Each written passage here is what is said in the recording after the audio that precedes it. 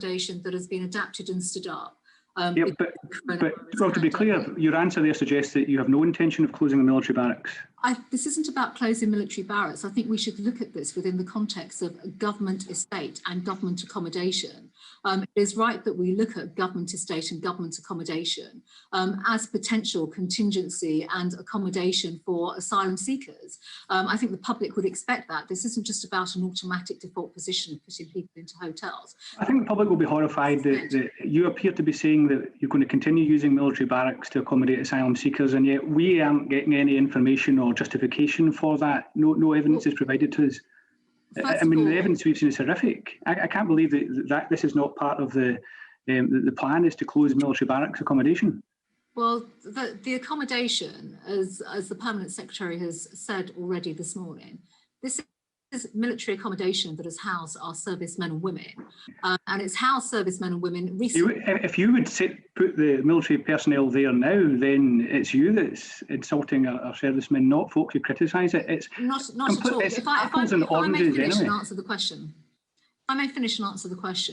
we will continue to look at government estate. And it's right, government has a wide footprint in terms of estate, and it's not just about barracks. Matthew's already said there are other facilities that we will look at, and we will also adapt them. So Care Penally have been adapted in line of and in light of Public Health England guidance. That is absolutely the right thing to do. And as if you could write with the in Public Health England, I've only got another 30 seconds to make sure that we have the right kind of accommodation in place. And I will, of course, as you've already heard me say, we will respond to the chair of the committee to her letter, which was very specific about institutional accommodation. Excellent. Mr. Rycroft, quickly on the EU settlement scheme, we've been waiting for months and months for the detailed guidance about what a reasonable excuse would amount to. Why hasn't it been published, and can we expect it by, say, the end of March? Well, the reason it hasn't been published is that there's still another few months to go before the deadline at the end of June, and but it was promised earlier this year. Rest assured, we have set out the general policy, which is that if there's a reasonable reason for not meeting that deadline, which is already 6 months after the end of the transition period, then we will set that out. We will set it out in due course before the 30th of June. Okay, it has to be, people need time to be able to be prepared for providing advice afterwards. But in the meantime, can I ask, if on the 5th of July, I as a care home manager discover that 4 or 5 of my workers from EU countries haven't applied for EU settled status, would I be obliged to sack them? I think it would depend totally on the circumstances, Mr. MacDonald. And what I would say now is that if you are a care manager who think there might be those people now, then you've still got several months to go before the 30th of June deadline in order for those people to... But on the 5th of July, if it's only on the 5th of July that the HR manager discovers that hasn't happened, how does it depend on the circumstances? Well, you're asking a hypothetical question. I'm saying there are all sorts of things that care home manager can do between now and the 30th of June to live within the... Yes, but there will be thousands of workers who fail to apply in time. It's not a hypothetical question. This is going to happen, and you can't tell me whether or not I have to sack these people. June, we will set out exactly what the reasonable grounds are, which would allow people to miss the 30th of June deadline. But for now, I would really encourage everyone to try and meet that deadline. Mr. MacDonald, may I come in on this? Because I think when we look at the EU settlement scheme, EUSS scheme in its entirety, it has worked at every single level to deal with settlement applications in good time. Congratulations on the 5 million. But can you tell me the answer to that question? Do I need to sack these workers on the 5th of July? Well, the answer, I mean, where a person has clear and reasonable grounds for missing the deadline, of course they can make a late application. Yes, but in the meantime, what does the employer do while that person is making the application? We will work with them in the same way in which we did to the previous deadlines as well. We will take a pragmatic and flexible approach to these applications. And Matthew has already said, the Permanent Secretary has said very clearly that we will publish guidance in the spring.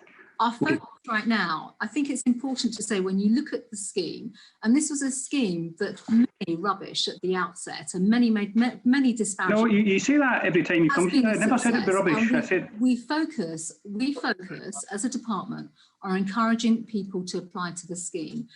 And if I may, just link to that as well, because I think this is important. At every opportunity, we always encourage to apply. That equally applies to vulnerable people. Yes, absolutely. That's all good. Final question, because I've only got one last question, and it's about citizenship. And so again, last week, the outrageous citizenship fees, which your predecessor called even a huge amount of money to ask a child to pay to access their right to British citizenship. Court of Appeal found that to be unlawful again. Surely now someone at the Home Office is going to engage seriously with this and recognise that people have been deprived of the right to British citizenship by these fees, and they should be, if not abolished, at least reduced to their administrative cost. We will review and look at all of this. I mean, that is one judgment that came out, and it is right that we reflect upon that and take policy decisions that could inevitably flow from that. You know, we can't just jump into a conclusion right now. It is right that we are given the time and space to review what will happen post that judgment. Thank you very much. Diane, did you have a follow-up question on the asylum accommodation? Yes, I think it's a question for Matthew Rycroft, and it's this. The committee's been told that people have been sleeping in dormitories of up to 28 persons, and that some people continue to have to sleep in dormitories after the COVID outbreak started. Can you tell us, or write to us if you can't tell us now, can you tell us how many people in total who've been in Napier since the 1st of January have now tested positive for COVID? And is it correct that people with positive COVID tests continue to sleep in dormitories? Well, I can say, Ms. Abbott, that at the moment there are, the numbers in Napier have gone down to 61 and at Penally down to 71. All along in Napier, the maximum size of the dormitory was 28, but at the moment there are 4 to 10 in each block, and in Penally it's a maximum of 6 per dormitory. When there was an outbreak of COVID in Napier, on Public Health England advice, we removed into alternative accommodation all of those who had a negative test, in order to allow more space for those who had tested positive for COVID to remain with greater space around them. And just how many people who've been in Napier since the 1st of January have now tested positive for COVID? I'll write you that figure with the total number from the 1st of January. Thank you very much. Thank you, Chair. Is it more than 120? It's reported in the media that it's over 120 people. We heard evidence from the select committee that it was at least 120 people. Can you confirm it's at least 120 people? I'll write, Chair, with the exact number. Okay, I don't think that's acceptable. Can you tell us whether it's over 100 people then? Sorry, I don't have the figure in front of me at the moment, Chair. So if I find it later. Because you have electronic communications during the course of this, you can confirm this. Absolutely. Because we've been told very clearly that it's over 120 people. That is a lot of people in a single outbreak. So, Home Secretary, did you agree to putting up to 28 people in a dormitory in the middle of the COVID crisis? First of all, advice around dormitories and the use of the accommodation was all based on Public Health England advice. And that is very much, that's been managed by the department in terms of provider and working at local authority level. And it's all based on social distancing. This is the point, all based on social distancing and COVID compliant measures. It's really important to just emphasize that. And it's all working in line with public health guidance and also local authority partners throughout all of this. So we have been following guidance in every single way. So Public Health England and the local authorities said it was okay to put over 20 people in a dormitory in the middle of the COVID crisis. Well, Public Health England, as Matthew's already said, have provided, they're a partner that we work with. Did they say it was okay? It was at the start, and that has changed, Chair. That obviously changes throughout the pandemic because Public Health England guidance is not static. And when there is an outbreak, clearly there is work that takes place on site in terms of site management, moving people out who are negative, and also making sure that cleaning and all the associated factors are put in place. But back in November the 26th, you received a letter, including from the Faculty of Public Health and the Royal College of Psychiatrists and others, warning you that keeping people in that dormitory accommodation and at Napier Barracks was not safe in COVID terms. What did you do at that point? Well, I think it's fair to say that all our measures are constantly under review when it comes to accommodation, Public Health England guidance, and the dormitory accommodation obviously is where people sleep, and there are facilities within the actual venue itself for people to move out and about and, you know, be free, so to speak. But sure, so they can go out and about. Every step that has been undertaken has been in conjunction on site with site managers, but also in light of and bearing in mind the public health guidance that comes forward. Okay, but I just want to clarify, did Public Health England or the local authority tell you that these dormitories of 20 plus people were safe in COVID terms? Well, we have had advice as a department. So did they look at those arrangements? So the department has looked. The department has reviewed. The department has reviewed at every stage from day one, from the outset, in getting these locations, these sites up and running and ready throughout every single phased approach because quite frankly, regulations have changed obviously since guidance has changed. The department works with Public Health England and I'm sure you work with everybody. Single level. I'm sure you work with everybody. I simply want to know, Matthew Rycroft, can you tell us, did Public Health England or the local authorities say to you, yes, we approve of these arrangements, this is social distancing and this will work, this is COVID compliant?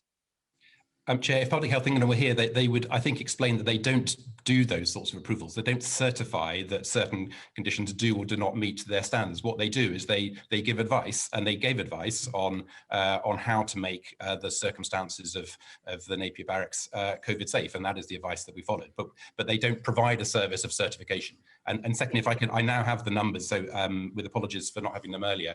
So in total, in January, there were 178 positive tests and 19 in February, leading to a total of 197 between the start of January and now. Oh my God, you had 178 cases at a centre which had dormitory accommodation of over 20 people in those dormitories.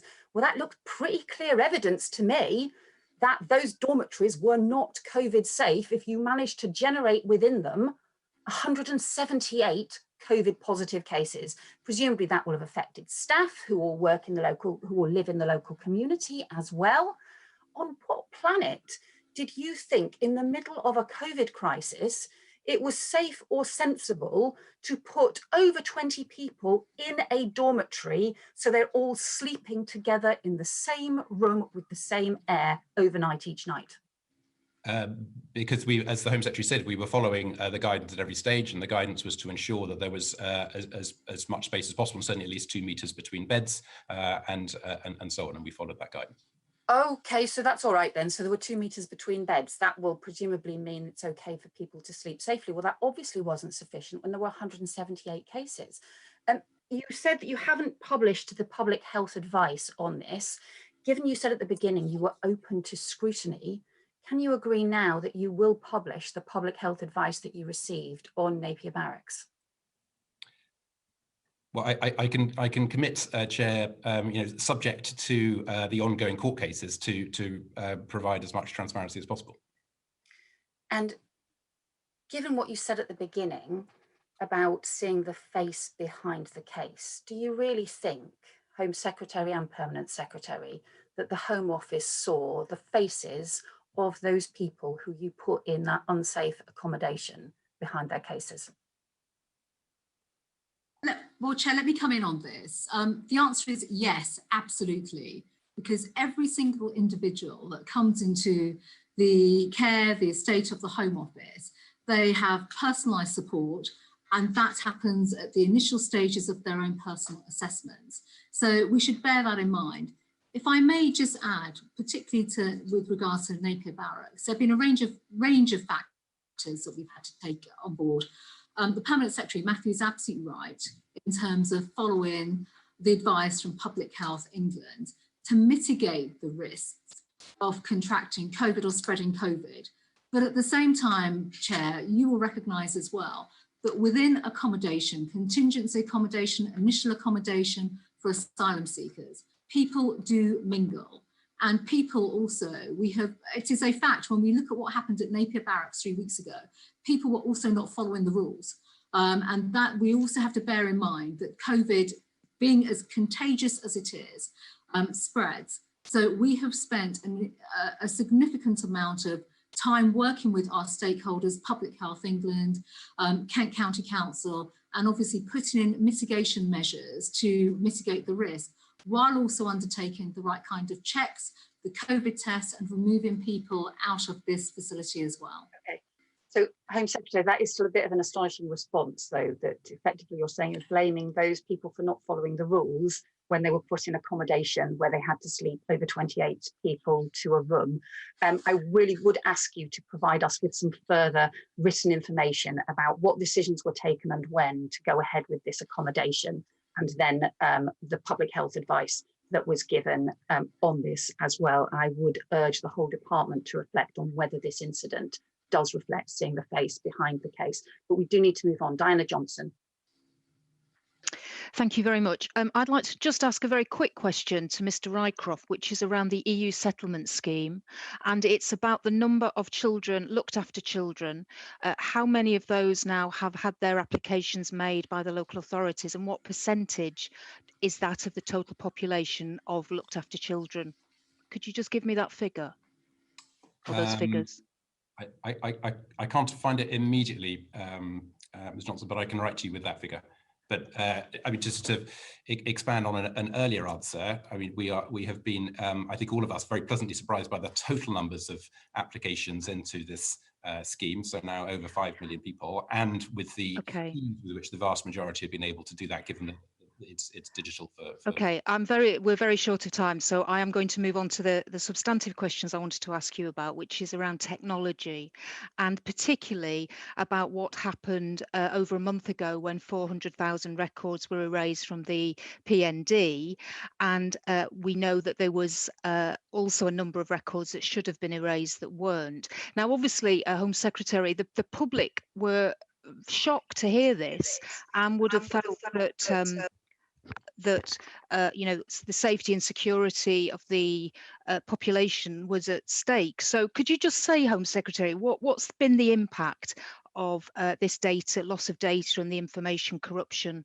on policing? Well, first of all, thank you for the question. And you are absolutely right. And as a department, you know, dealing with legacy technology is clearly a challenge. But importantly, we have worked with police in MPCC from the outset in terms of data recovery and putting the mitigations in place. We have also identified the total number of records that have been affected, and also various mitigations that we have been making. So we are now well underway in phase 3. If you recall, we said that this would be a phased approach where data recovery is taking place. And on that basis, we have been able to identify, I don't have the figures at hand, but I will get them for you shortly, in terms of the actual records that we have. We have found in total, and I do have them here now, that 209,000, just over 209,550 offence records were wrongly deleted, which were associated to 112,697 persons' records. And of that, we know that our analysis has identified that 195 full fingerprint records were deleted, and these related to cases that were 10 years, over 10 years old. And no records of convictions have been deleted. So we're in this phased approach now of recovering data and also identifying which data was lost. So what do you think the impact's actually been, though, on policing with the loss of this data? What's your instinct about how this has affected policing? Well, we work with MPCC every day on this, and they've been a partner alongside us in terms of every stage, recovery. And of course, the police have other mitigations in place as well. So we're not seeing, we're not hearing from policing that this has been, this has hindered them in terms of day-to-day policing at all. So there's been no effect with the loss of these records? So well, I've just highlighted in terms of the records itself relating to cases over 10 years or more even. But the Police National Computer holds data approximately of over 13.2 million individuals. And the total sum of this deleted records represents 0.85% of the overall total. And of course, of the time lags, how historic some of this data is as well. So we have not heard from the police because they have other mitigations in place. We have not heard that this has caused problems in terms of policing per se. But as I've said, our focus has been from the outset, and Matthew has overseen this in terms of not just data recovery, but also looking at the measures that we're putting in place, which is much more about legacy IT and how we're going to shore up our systems going forward. Okay, so it sounds to me from what you're saying, you think that actually the loss of these records doesn't seem to, in your view, have had any effect on policing because they were able to access other data or material to help them in their investigations, which I find rather well, astonishing, to be honest. But can I just move on to the issue that you've raised around the legacy technology and the fact that these technologies are over 50 years old. As I understand it, the National Law Enforcement Data Programme, which is now, I think, is it, we're not going to get that for another 7 years. So you're going to rely on the PNC and the PND during this time. And I just wondered again, Home Secretary, what's your view about 50-year-old technology, which we know there have been a number of mishaps over the last few years around data being lost. What's your view then about how you're going to make sure these technologies are effective for the next 7 years? Well, I do, well, not surprisingly, not only do I have views, but this is effectively, I have to say, quite something across the whole of government, but also in the Home Office. Legacy systems seem to absolutely dominate the infrastructure of the Home Office. And there will be a time, you know, notwithstanding what's going on with NLEBT, but also other programs that have been reviewed. They have been recently reviewed. How we start to, you know, build cloud platforms, how we, you know, update our systems, what kind of hardware we need. This is all under review right now. This is part of the Home Office's change and transformation programme that Matthew is leading. It is clearly wrong. I mean, this is something that has been neglected by successive governments for far too long. But right now, you know, we are working on projects that both Matthew and I have inherited, many of which were in a very, very, I have to say a year ago, in a very, very difficult situation. And Matthew will want to come in on this because he has reviewed and led departmental reviews of these technology programs and the work that we are now effectively undertaking to it's not even update systems, but fundamentally bring in the capability, the qualified experts. Do you feel confident? Give us the infrastructure that we need. Do you feel confident, though, that over the next 7 years that you will get the support that these old technologies need to make them effective and work for us? I mean, are you confident about that? Well, this is not just a priority. We have to. We absolutely have to, because I will be very, very clear about this. I mean, the infrastructure is absolutely, as we have seen from the police national computer issue, out of date, struggling, and we have to absolutely update our systems. This is not a negotiation, I think, actually. There's been a lot of work, and I think Matthew, I should bring Matthew in. Well, I think I've run out of time, actually. I can see the chairs giving me the eye, so I think we better leave it there. But I think it's also important just to add, we have the Infrastructure Projects Authority working with the Home Office on these key areas. And, you know, it's that kind of support and assistance across government that absolutely does the, you know, not just the RAG ratings, the looking at the risks, but working with us to improve our systems. Thank you. We're going to stay on technology, so there'll be a chance for Mr. Rycroft to come in. Simon Fell. Thank you, Chair, and thank you, Mr. Rycroft and Home Secretary. Just sticking on that point and legacy systems, I'm interested in the airwave system transferring to the emergency services network. My understanding is that program's been reset. We're looking at a delay of essentially twice as much time to get it delivered with twice as much cost attached to it, with the business case being signed off next month. I'm interested in your confidence as to whether the parties involved, so devolved governments, Department of Health and Social Care, etc., are in a position to sign that off next month, and your level of comfort around that. And also whether you think once that's happened, you'll be able to deliver on time and it will be an effective replacement for Airwave. Well, let me come in. Thank you, Mr. Fell. Let me just come in by saying that this is a very, very good example, actually, of a project that, again, Matthew and I have inherited, but one that now makes steady progress. And that by making steady progress also speaks to broader confidence across the Home Office in the technical viability of the actual solution, which means working with other departments, devolved administrations, etc. It is a fact that it is over budget, it's been overrunning, it has had a terrible, terrible past, it really has. And this was one of those red programmes a year ago, in fact, where Matthew joined the department and, you know, I picked this up as well, where we still have more work to do. And that obviously means building confidence with other partners. It's not just about the fit for purpose nature of it in the Home Office, it's working with stakeholders and partners too. But if I may, I would like to bring Matthew into this, because Matthew has really led a transformation, if I may say so, in departmental ways of working on this particular project and on IT more broadly. Thank you, Mr. Thank you, Mr. Fell. So on the emergency services network, you're absolutely right that we're approaching an important moment with the new revised business case, which will require and is getting a lot of outreach to devolved administrations, to other government departments, and to other organisations such as Transport for London, for instance, bearing in mind the importance of coverage for this future network in the London Underground and across many, many kilometres of roads where the current system does not provide coverage, as well as up in the air. So this is going to be a product which the emergency services need because the existing Airwave contract is very expensive and in time will run out of being technically up to date. So there's an inevitability about this project, but as the Home Secretary said, it is behind and it is over budget, which is why we are putting significant attention on it in order to get it back on track. And there are some early signs of progress there. And very briefly, in response to the previous questions, we will provide a full impact of the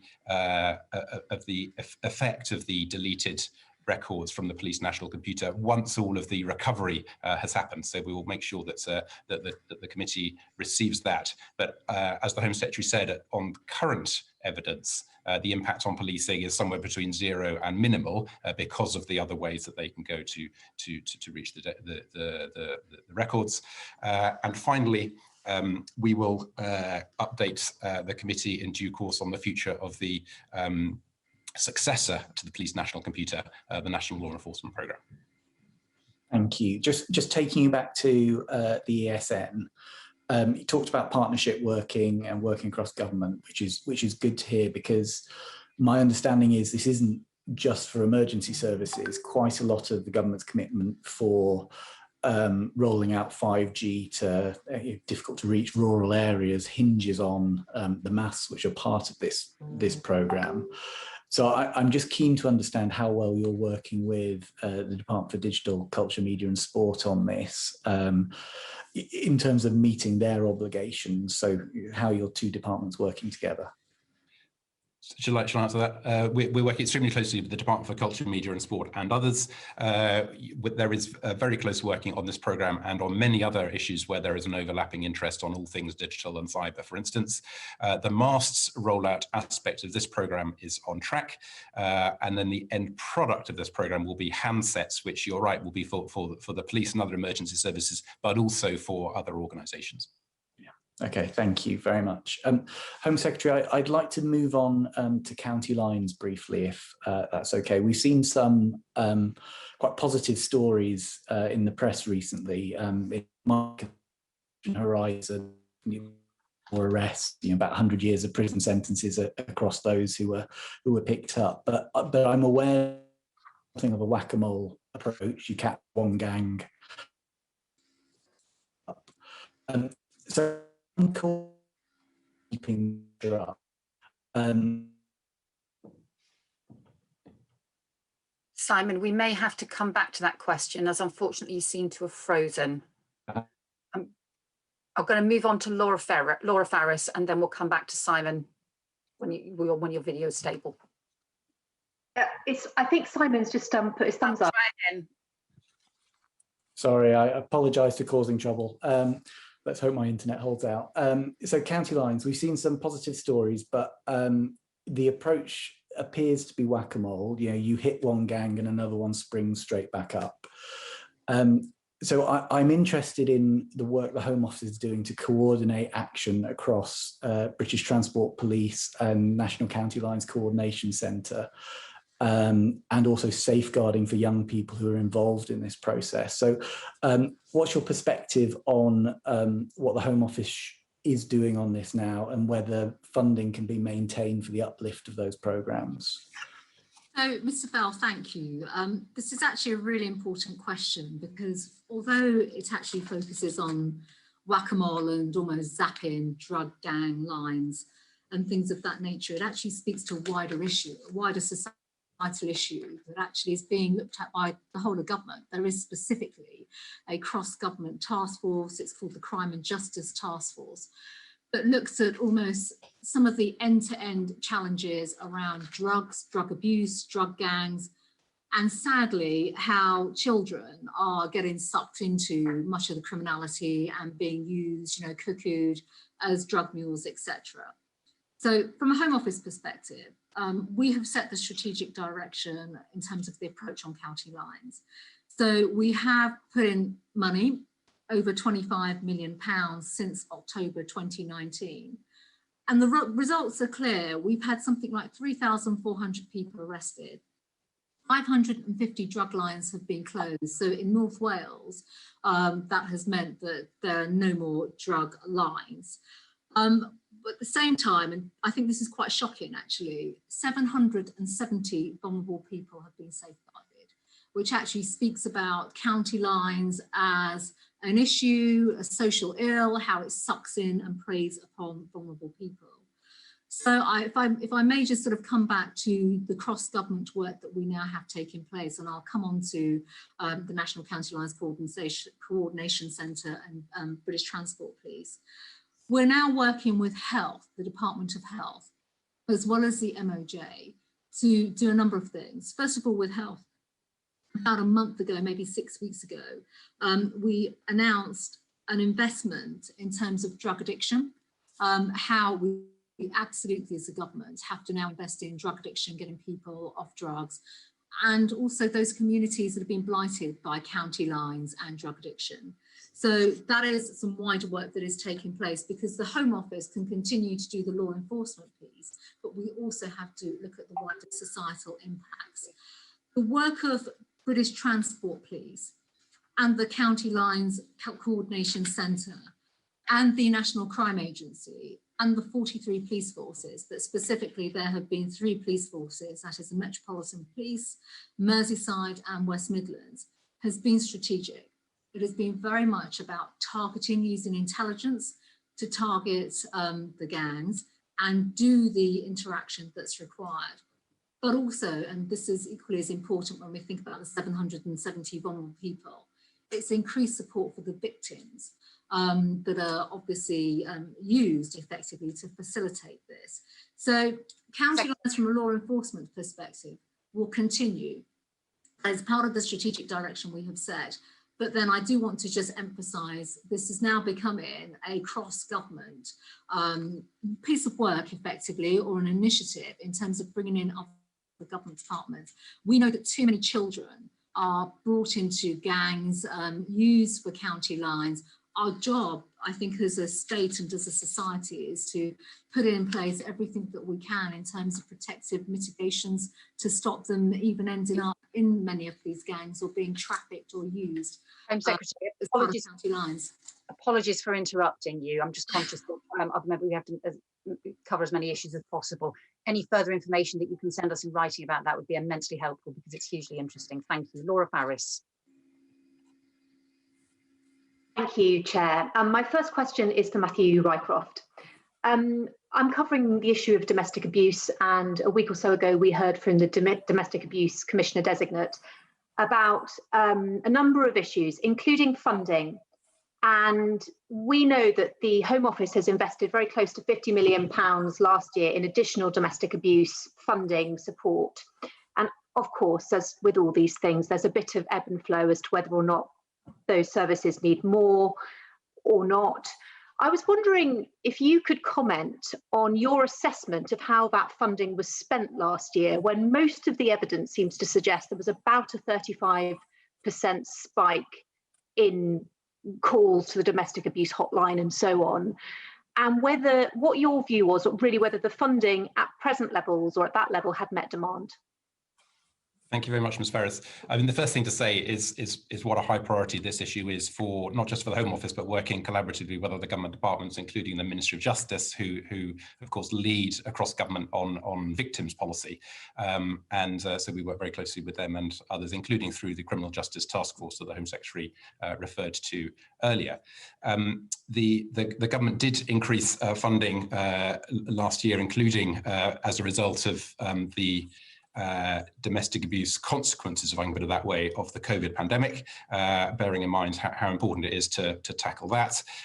We have also, as a government, committed to support domestic abuse organisations through the pandemic and out to the other side, including training, for instance, outreach and a lot of other activity. We will be making assessments about the effectiveness of that funding as part of our preparation for the next spending review, which will be ramping up in the coming months. Thank you. And my next question is for the Home Secretary. I wanted to ask about migrant women, because I think it's probably fair to say that in both the Commons and more recently in the Lords, that has been a sort of quite a big topic of debate. And I know that the Home Office has got a pilot starting soon on migrant women with no recourse to public funds and how they will be treated if they report domestic abuse. And I just wanted to, first of all, draw your attention to something Baroness Williams said, I think in closing in the Lords. She said she was sort of sympathetic to the idea of it, but said that the government was concerned that extending the scope would introduce a route to settlement that might lead to more exploitation of our immigration system or indeed of vulnerable migrants. And so I wanted to ask you, when the pilot goes live, what tests will you need to see, or what tests need to be met for you to consider changing the Home Office policy towards migrant women with no recourse to public funds? And could you explain to the committee what the risks are of abuse to the immigration system that Baroness Williams was referring to? So there's quite a lot to be said, actually, if I may, just around this whole area. And I do just want to echo our Permanent Secretary's comments around domestic abuse. We should just recognise, and this equally applies with migrant women and all women when it comes to domestic abuse, we have to think about them through the right lens, and the right support needs to be put in place. And that's not just from the Home Office, it does also include the Ministry of Justice and our work with the Victims Commissioner. Also, there are other factors, I think, if I may say so, that we need to consider. And we are renewing our approach to domestic abuse. There will be a new cross-government domestic abuse strategy to ensure that everyone across government actually has a more end-to-end comprehensive role in tackling this whole issue of domestic abuse, because I just don't think we can look at it from X category or Y category or particular groups of individuals. That equally applies to our approach to our strategy around violence against women and girls. Now, you've specifically asked about migrant women. We can't define parameters until we actually start our pilot. The pilot needs to, very much, we have to use the pilot as an evidence base in terms of our approach going forward. That may have implications for immigration. I can't sit here and tell you that right now, I really can't. We need to work with our partners when it comes to the pilot, but actually we need to work with individuals in the pilot to understand many of their circumstances in terms of what brought them here, how they came here, their own experiences. So I think it would be wrong even to speculate right now about various future changes in policies. I think we've got to get this right, we really have. Domestic abuse, the abuse that women face, violence against women and girls, These are issues we speak about, I think, as parliamentarians frequently. Yes, we are debating them. The bill is going through, obviously, the Lords right now. We will build upon that bill going forward. The bill has taken a long time to come to Parliament. And in that time, we're now dealing with new issues such as revenge porn, upskirting, all sorts of implications through technology. We're also dealing with a system that is not holistic. And I think we should all just reflect upon that. We really should. You know, I'm sorry to interrupt you. Actually, I've joined all this up. Just because time is a bit limited, you're right. I think time doesn't allow us to explore all the new issues, revenge porn and so on, things that have been raised in the Lords. But one of the things I did want to ask you about is the work that the Home Office has done consistently in the last year in terms of sort of shining a spotlight on domestic abuse. So we had the You Are Not Alone campaign, we had the Safe Spaces campaign, we had the agreement, I know it's probably situation specific, but the agreement with the railways to provide free travel to women who were escaping domestic abuse. And most recently, I think this complied with what the Victims Commissioner had asked for. We have the Ask for Annie campaign at pharmacies. And I wanted to ask you, Home Secretary, what do you think you've taken from the last year in terms of the effectiveness of those campaigns, and which of those strategies do you think will make their way, become a permanent feature of sort of British law and the way that we approach domestic abuse in general? So I think the way, when we say the way in which we approach domestic abuse, I'm going to answer that very much through the way we should all view domestic abuse as a society, not as politicians at all, but as a country and as a society. Domestic abuse affects men, women, children, and obviously has an unspeakable impact upon people in the same way in which violence against women and girls does. So number one, raising awareness is absolutely crucial. And calling out, you know, some of the most vile and unacceptable behaviours. I've spent a lot of time actually speaking to young girls, women throughout the pandemic, and obviously practitioners as well, whether it's refugees and others that are on the front line providing just incredible support.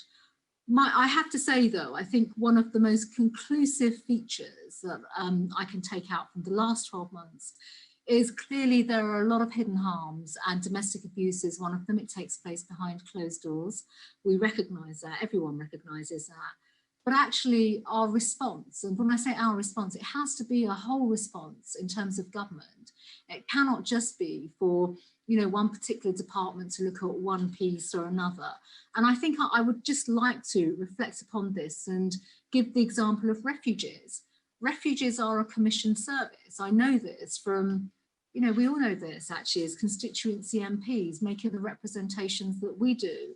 I have several local authorities covering my constituencies. We see just a different approach.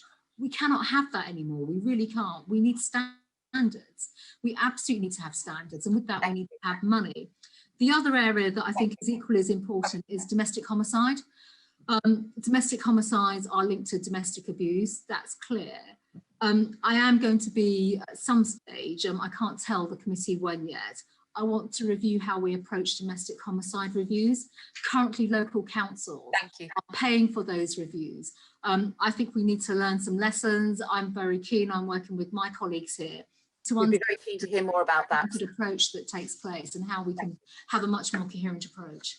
Thank you, Home Secretary. Sorry to interrupt you. Deanna Davison. Thank you, Chair, and thank you, Home Secretary, for your time today. Just to kind of continue on a similar theme on sort of domestic abuse, but also other crimes. You've been talking already about the joint working that's been done between the Home Office and the Ministry of Justice. And one of the real concerns that I'm kind of getting through, both from my local police forces, but also from constituents, are the speed at which courts are currently operating. Now, we know that some of the most serious crimes like domestic abuse are being prioritised through that court system. And I know that this is largely within the remit of the Ministry of Justice, but it's the fact that police officers are finding it quite challenging, that they're gathering evidence, and in some cases, the difficulty of having to go through that court system and the agonising waits are enough for people to actually drop the cases completely. So I just wondered, kind of from the Home Office's perspective, what joint working is being done there with the Ministry of Justice to try and tackle this? So it's such just a hugely important point and question, and I know from not just being Home Secretary, but from my previous work with the APPG for victims, There is no doubt that our concern, my concern, I hear it from the police, my colleagues in government, the Lord Chancellor as well, that recognition of potential attrition from victims and witnesses who, quite frankly, because cases are taking far too long, and also because of the changing in court listings as well, have obviously a devastating impact. And plus, on top of that, you know, the access to victim support services, which clearly have all been challenged. All aspects, I think we do all recognise this, all aspects of the state have been challenged throughout the pandemic. And again, you know, how do we knit this together to bring the various services together? And that work is taking place. I can absolutely say it's taking place with the MOJ, but there is work actually through a government task force now in terms of looking at court backlogs. There is a great deal of money which my colleagues in the Ministry of Justice could speak about in terms of boosting capacity, recruiting new staff, the use of Nightingale courtrooms in particular, but also bolstering that victim services piece, because from a policing perspective, I think we can all recognise this, as well as public confidence around the justice system. They want to see the perpetrators brought to justice. So I've heard this repeatedly, you know, over the last 9 months or so, when courts were being closed and obviously the government was trying to get things moving back, obviously with the MOJ. It is absolutely right that the victim support providers continue to be supported and that we support the victims throughout all of this, while at the same time the Ministry of Justice continues to lead the work that they are doing in terms of court capacity and the wider issues around the criminal justice system. Brilliant, thank you. And to stick on policing but move to a different issue, some people might consider it trivial, but I certainly know my inbox would suggest that a huge concern for a lot of my constituents is antisocial behaviour, and whether police officers and police forces are equipped enough to tackle what seems like a kind of growing pandemic of antisocial behaviour. So kind of what is being done by the Home Office to ensure that police forces are properly equipped to handle this, and certainly to get enough police officers there out on the streets with the capacity to actually tackle these crimes? Antisocial behaviour, I think, is the bane of every community in terms of the impact that it has. It is not a trivial issue at all. And from a policing perspective, throughout the pandemic, there are hundreds and hundreds of examples that chiefs and officers from the 43 police forces will talk about, where at the same time, effectively, they're also in breach of the coronavirus regulations and the rules, you know, gatherings, you know, all those types of things. So throughout the pandemic, and I would just like to put this within the pandemic because this is the period that we're speaking about, the police have had the resources. We recently announced more funding, part of the surge funding that goes to police forces. And I'm happy to provide the breakdown and the details of, you know, how much money has gone specifically throughout the pandemic to policing. They absolutely have the tools, the equipment, and the officers. We now have 6,620 more officers that have been recruited. They're out there already doing amazing work. But as ever, there is this balance between crime, antisocial behaviour, the very issues that blight our communities, and obviously police and crime commissioners and police chiefs, you know, through their own approach to what's going on in the community, can resource and do resource accordingly. Thank you. Thank you. Thank you very much. We'll just return to the border issues and just ask you some very quick factual questions. First of all, how many people, this may be a question for Paul Lincoln, how many people are currently arriving at the moment? How many of them are going to hotels and how many of them are going home? Yes. Can I bring Paul in? We do have that information, Chair. Thank you. Yes, thank you, Chair. I mean, in broad terms at the moment, there are about 14,000, 15,000 people coming into the country on any given day. That is now about 95% down from what we would have seen at this time routinely in previous years. So I think that's the start point for any subsequent questions. And how many of them are going into hotels? How many of them are going home? Yeah, so at the moment, that breakdown, of course, is about a third or more of that will be hauliers coming into the country. And then we have about a third of those are also British citizens. The number of people who are routinely going into hotels, there's just over sort of 1,100, 1,200 people currently in the managed quarantine service hotels. But how many, sorry, that's not a question about, as a proportion of the 15,000 a day, what proportion of them are going into hotels? Yeah, so it's so the number of people who have gone in are relatively small. It's only sort of 100 or so per day of people who are going into hotels at the moment.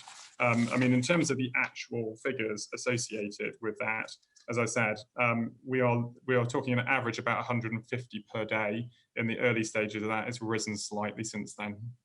Okay, and do you have an estimate of the number of COVID cases arriving each day? This Sage paper suggested it was about 830 a day in December. That would be 25,000 a month if there were no restrictions. Do you have an estimate of the proportion of the number of COVID cases a day? So PHE are due to publish their figure of what the percentage is going to be in due course. The last time the committee looked at this question, there was 0.5% of arrivals in comparison with the domestic case. It is estimated by PHE, but they're not published that data yet, that it's substantially lower than that. Sorry, say that figure again. What figure did you say? So as the committee has taken evidence on this point before, and in previous evidence, the department has said on the basis of Sage papers, it was 0.5% previously as the amount of the domestic cases. It is currently much lower than that, but PHE are due to publish the figure in due course. Okay, that's still significantly more people though than are actually going into the hotel quarantine. So can you confirm you've only basically got about 1% of people arriving a day are going into hotel quarantine? So I would put this in the context of the number of people who've been coming in who come from the 33 red list countries, which... Oh, I understand that. I'm just trying to clarify the figures. Are we correct to say that 99% of people arriving into the country at the moment are not going into hotel quarantine?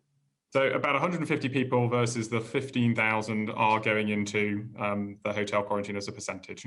It's about right. So 99% are not going into hotel quarantine. Okay, for that remaining 99% then, what's your compliance estimate once people get home? The ONS assumed 67% from their survey, Ipsos Mori 55%, Oxera said it could be as low as 29% for asymptomatic people. What's the government's assessment of compliance likelihood once people get home? Yes, I mean, I think the government assessed this has been high as it's gone through. I mean, I think the latest assessment from the police is it's at least 85% from their own visits, which they have done to individual residents as part of this. And that is, of course, in addition to the other checks which are being done by the Isolation Assurance Service, which is run by PHE and DHSC. So that is 5% at the point at which the police knocked on the door, not 85% were staying home for the whole of that time. Can I ask you, in those cases, in the 15% of cases where the police, nobody's in when the police knock on the door, what action are the police currently taking? As of December, they were taking no further enforcement action in those cases. What are they now doing? So the police are capable of going back and re-looking at people if they are not in as part of that. And the police are issuing fixed penalty notices where people are not persuaded to comply with the regulations. I understand they may be capable of it, but are they doing so? As of December, in those cases, no further follow-up action was being taken. Are they doing any follow-up action? So I'll have to come back with you and we can write to the committee on the specifics of what has happened since December, but certainly the police are taking action where they are persuading people to comply if they find them not to be compliant, and they're also issuing fixed penalty notices at the same time. If they're not in and they're not going back and they're not taking any further enforcement action, then they're not actually issuing any fixed penalty notices though, are they? The police are issuing fixed penalty notices as part of this. On the cases, as of the figures on the up to December, they're not issuing any fixed penalty notices on the people who weren't in when they knocked on the door. So we can write back to the committee. Obviously, it's a matter for the police rather than necessarily for Border Force, but we can come back to the committee on those figures. Okay, so the police told us they were referring those cases back to Border Force when we had their evidence in. So we have a process which is run between the three sets of organisations, where we will provide referrals in the first instance in terms of the data from the passenger locator forms, which goes to the Isolation Assurance Service and DHSC, PHE. And then where there are concerns from them, then we will triage those back to the police, and then the police can refer back if necessary. Okay, so it sounds like quite a lot of referring between people. Those phone calls that are taking place, 5,000 phone calls a day you were aiming for, that is 2,500 people given the follow-up calls. So that only looks as though you're only aiming to even try and do a phone call follow up to 1 in 6 people arriving. Is that correct? So I think if you put this in the number of people who are exempt of the sort of 15,000 people or so who are coming into the country at any given time, it's closer to 50% of people who will be followed up. And at the moment, everybody who has been previously to a red list country has been being followed up. And the expansion of the 5,000 obviously takes into account, therefore, a lot of people from the other countries as well. I think you'll need to write to us on those figures, because that doesn't follow. If a third are hauliers, that means 10,000 people are not. The vast majority of those are not going into hotel accommodation, and you're only trying to reach currently 2,500 individuals a day. That looks like 1 in 4 to me. So I would like some clarification on those figures. But I just a question to the Home Secretary. Given that there is clearly a very leaky system here in terms of the number of people going home, and people will travel home on public transport, don't you think it would have been more effective in terms of stopping new variants to either have a South Korea style test at the border and then no public transport for people to get home, or alternatively a more comprehensive hotel quarantine system? Are you really confident that with 99 people not going into hotels, you've got a robust system in place? Well, Chair, first of all, if I can just sort of build upon some of the numbers that you've spoken about, we are now with the Isolation Assurance Service, they're now sampling 8,000 a day. And there have been, up to the 17th of January, 332 FPNs issued by the police. But I would just like to put this into the wider context of the measures that have been put in place. This is a layered approach, and I think people are now familiar with the testing prior to travel, the passenger locator form, and all the various measures that have now been put in place to give assurance. And also carriers have a responsibility, this isn't just Border Force and Public Health England, to give assurance, but also to manage the risk. This is all about managing the risk. And obviously, we're at a different stage of the pandemic. We now have a vaccine rollout programme, so a range of factors have now been taken into consideration. And going forward then, so Professor John Edmonds told us, once we get infections down to a much lower level, border restrictions become much more important. People will think, great, I can go on holiday to Greece, Croatia and so on, but that is exactly when we should tighten up the restrictions, not relax them. Do you agree with that? Well, that obviously would be dependent upon data at the time. When you look at the way, the roadmap that has been announced this week, the government has been very clear about looking at the data and also other factors that are taking place. So it could be new variants, for example, which would be a variable to consider, the vaccine rollout and the efficacy of the vaccine rollout. There are just too many factors to consider before we can even speculate, in a binary way, whether or not yes or no, people should be traveling. There is a lot of work, Chair, I should just emphasize this, taking place now between health, transport and the Cabinet Office, who are leading on this work now in terms of not just future measures, but also potentially, and I say this potentially now, the roadmap has only just been announced, in terms of, if people can travel, how they can travel, because this is clearly about mitigating the risk. We are going to be living with this disease. And as we all keep hearing, we're having the vaccine rollout right now, but we could end up having an annual jab, for example, sure, but just to protect us against coronavirus. On that scientific principle, this advice we were given was, as domestic rates fall, the international constraints and restrictions become more important.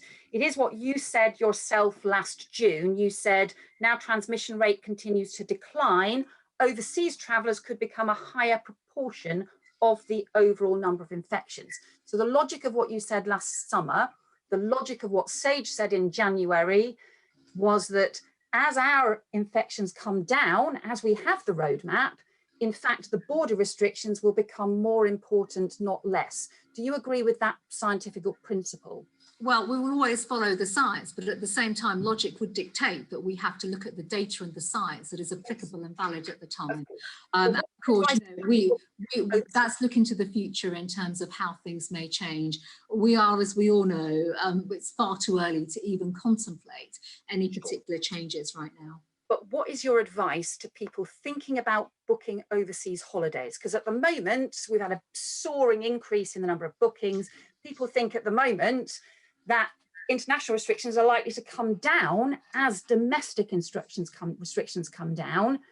This scientific advice suggests that as domestic restrictions come down, international restrictions may need to go up. What would your advice be to all of those people booking their holidays today? To book away or to wait? Well, it's too early.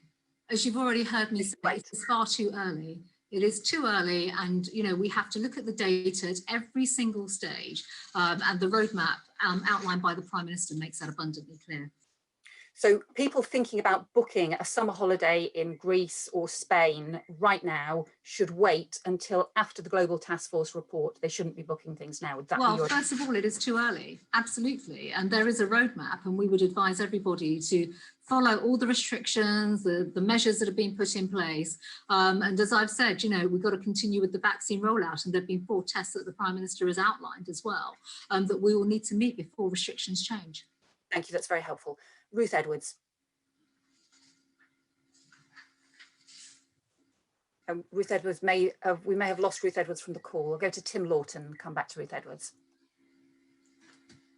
Thank you, Chair. Morning, Home Secretary. There are 3 unrelated issues I want to quickly raise. Home Secretary, could I start with Operation Midland? You'll be aware of the extraordinary revelations that have been in the Daily Mail over the last week. You'll be aware that the committee is having a look at the way the IOPC operates.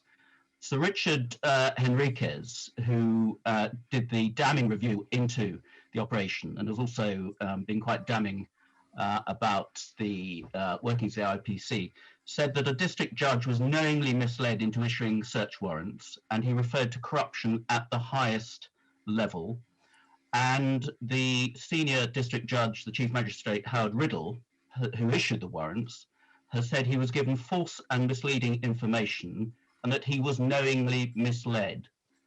Yet no heads have rolled, and many of the senior officers involved in that whole operation still hold senior positions. Why haven't any heads rolled, and what do you propose to do about it? So thank you, Mr. Lawton. This is a very, very sensitive issue, as we all know. And I myself, when I first became Home Secretary, met with some of the victims of Operation Midland as well. And I always would just like to reiterate my sympathy and also the way in which they have been representing themselves throughout what has been a terrible, terrible time.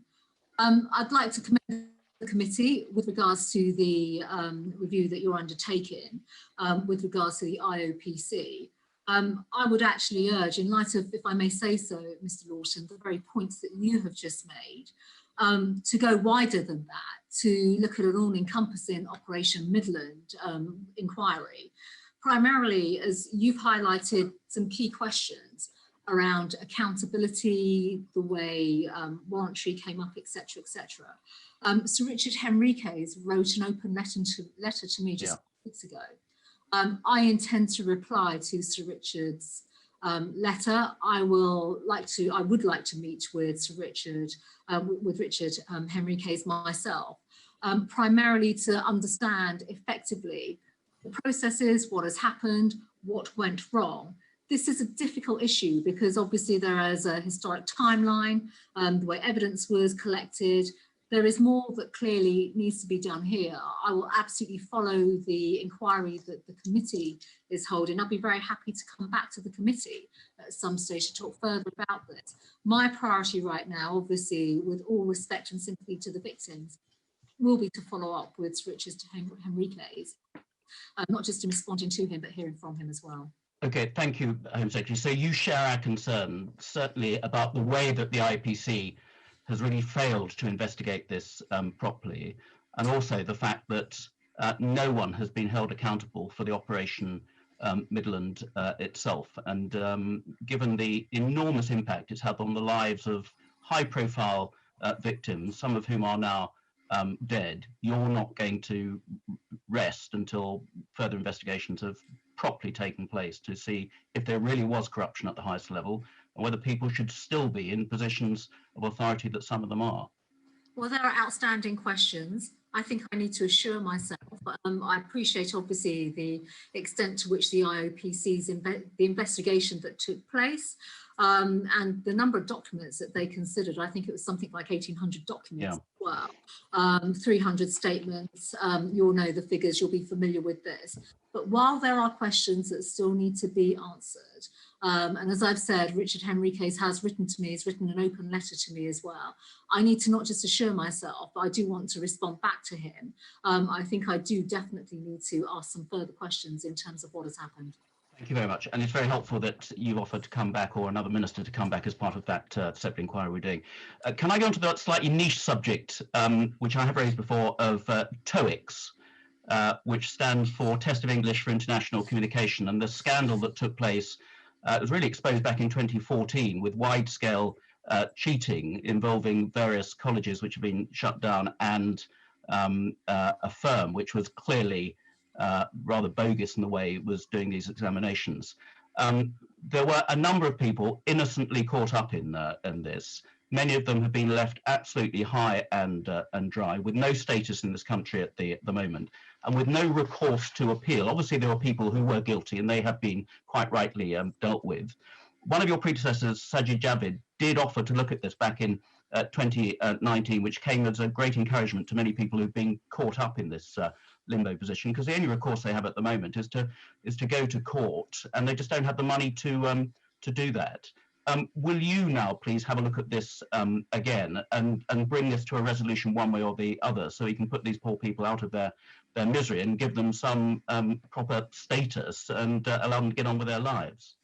Well, Mr. Lawson, thank you for this. And yourself and other colleagues have raised this in the past. I know we receive a great deal of communications and correspondence in the department about this issue. I think you're right to contextualise this issue in the way in which you have. It is yet another one of those legacy issues that we need to look at. I'll be very clear about this. We do need to look at this. I completely recognise as well and appreciate the strength of feeling that this issue has across colleagues, the cases, the individuals. And it is indisputable because there are examples where individuals have won appeals because they may have been innocently caught up in terms of a process. And clearly there were issues, as you will be familiar, around the margin of error in terms of the actual test itself. And there are many others that simply, as you've highlighted, can't go to court. Now, in terms of where we are on this, I do know that there are currently 2 cases that are due to be heard at the upper tier tribunal next week, which will go right to the heart of this issue. I am going to await the outcome of this issue. The Permanent Secretary and I will be looking at this post the outcome. It is a really unsatisfactory situation, there's no doubt about this. And, you know, the measures that were brought in clearly were brought in by predecessors for a range of reasons, and the scheme itself did not deliver in the way in which it was meant to deliver. But I think off the back of this, we have still a number of people, too many people, I don't have the figures at hand, who were caught up in this, and we need to find a resolution and actually to bring not just clarification, but some justice around what has happened. So at some stage, perhaps when I next come back to the committee, I'll be very happy to talk about what we will do as a department on this, because it isn't just we can just flip a switch and make an instant change. There are individual cases, obviously there is a great deal of process around this. I would just like to come back and talk further to the committee about how we intend to approach this. Okay, thank you. That's helpful. I think will give some hope to people caught in limbo there. Perhaps if there are these cases coming to the tribunal next week, you might be able to write to the committee at an earlier stage, just having reflected on that, to give us some indication of what line of action you are then going to follow, rather than for us to wait for you next in front of us, or for something substantive to happen for you to make a statement to the House or whatever. So perhaps an update and your reaction to that would be really helpful to give people a route map. Finally, can I come and perhaps we can turn back to Paul Lincoln to make sure he gets his bus fare worth in coming here, having sat patiently for most of this hearing. And on the cross-channel crossing, so I want to talk about migrants who don't come through the legitimate routes of airports and ports. And obviously this is an issue which we raised with you, Home Secretary, at previous committees. And although there's been a lull in some of the unlawful migrant crossings recently, it started again. And I gather that actually the numbers attempting are still very high, but the more of them have actually been thwarted before making to sea. And I hope that's a result of better cooperation between the UK police and the French authorities. But still far too many are coming across, and the season is coming for that to increase. And also people now are also concerned that we have all these strict quarantine arrangements for people coming from red list countries. Surely people who are picked up coming across unlawfully should be subject at least to such strict quarantine arrangements at the very least. So what's your assessment of where we are, and what is being done to make sure that there is not the additional pandemic hazard, not least because there's high levels of the pandemic in northern France on the coastal area as well from where they're coming? Mr. Lawson, let me come in first. Before you answer, Home Secretary, sorry. We just have Ruth Edwards to follow up as a final questions. Are you all right to continue for 3 or 4 minutes after? I know you've I'm afraid I will answer this one and then we can go to Ruth Edwards. I have a hard deadline, I'm afraid, because I do have another meeting. In which case, can I ask you a very short answer so that yes, we've got well, I'm happy, Mr. Lawson, I'm happy to write with more specifics actually as well. I think that will probably be fair. There is a whole programme of work. I think the top line is in terms of interceptions by the French authorities, because this is a joint operation, they're intercepting 70% more people that are trying to cross. You've also made the point about self-isolation in light of COVID. It is absolutely right that everybody that does come to the UK illegally through a channel crossing, that they are put into self-isolation. They are tested once the initial checks have taken place. They are tested and they are put into self-isolation.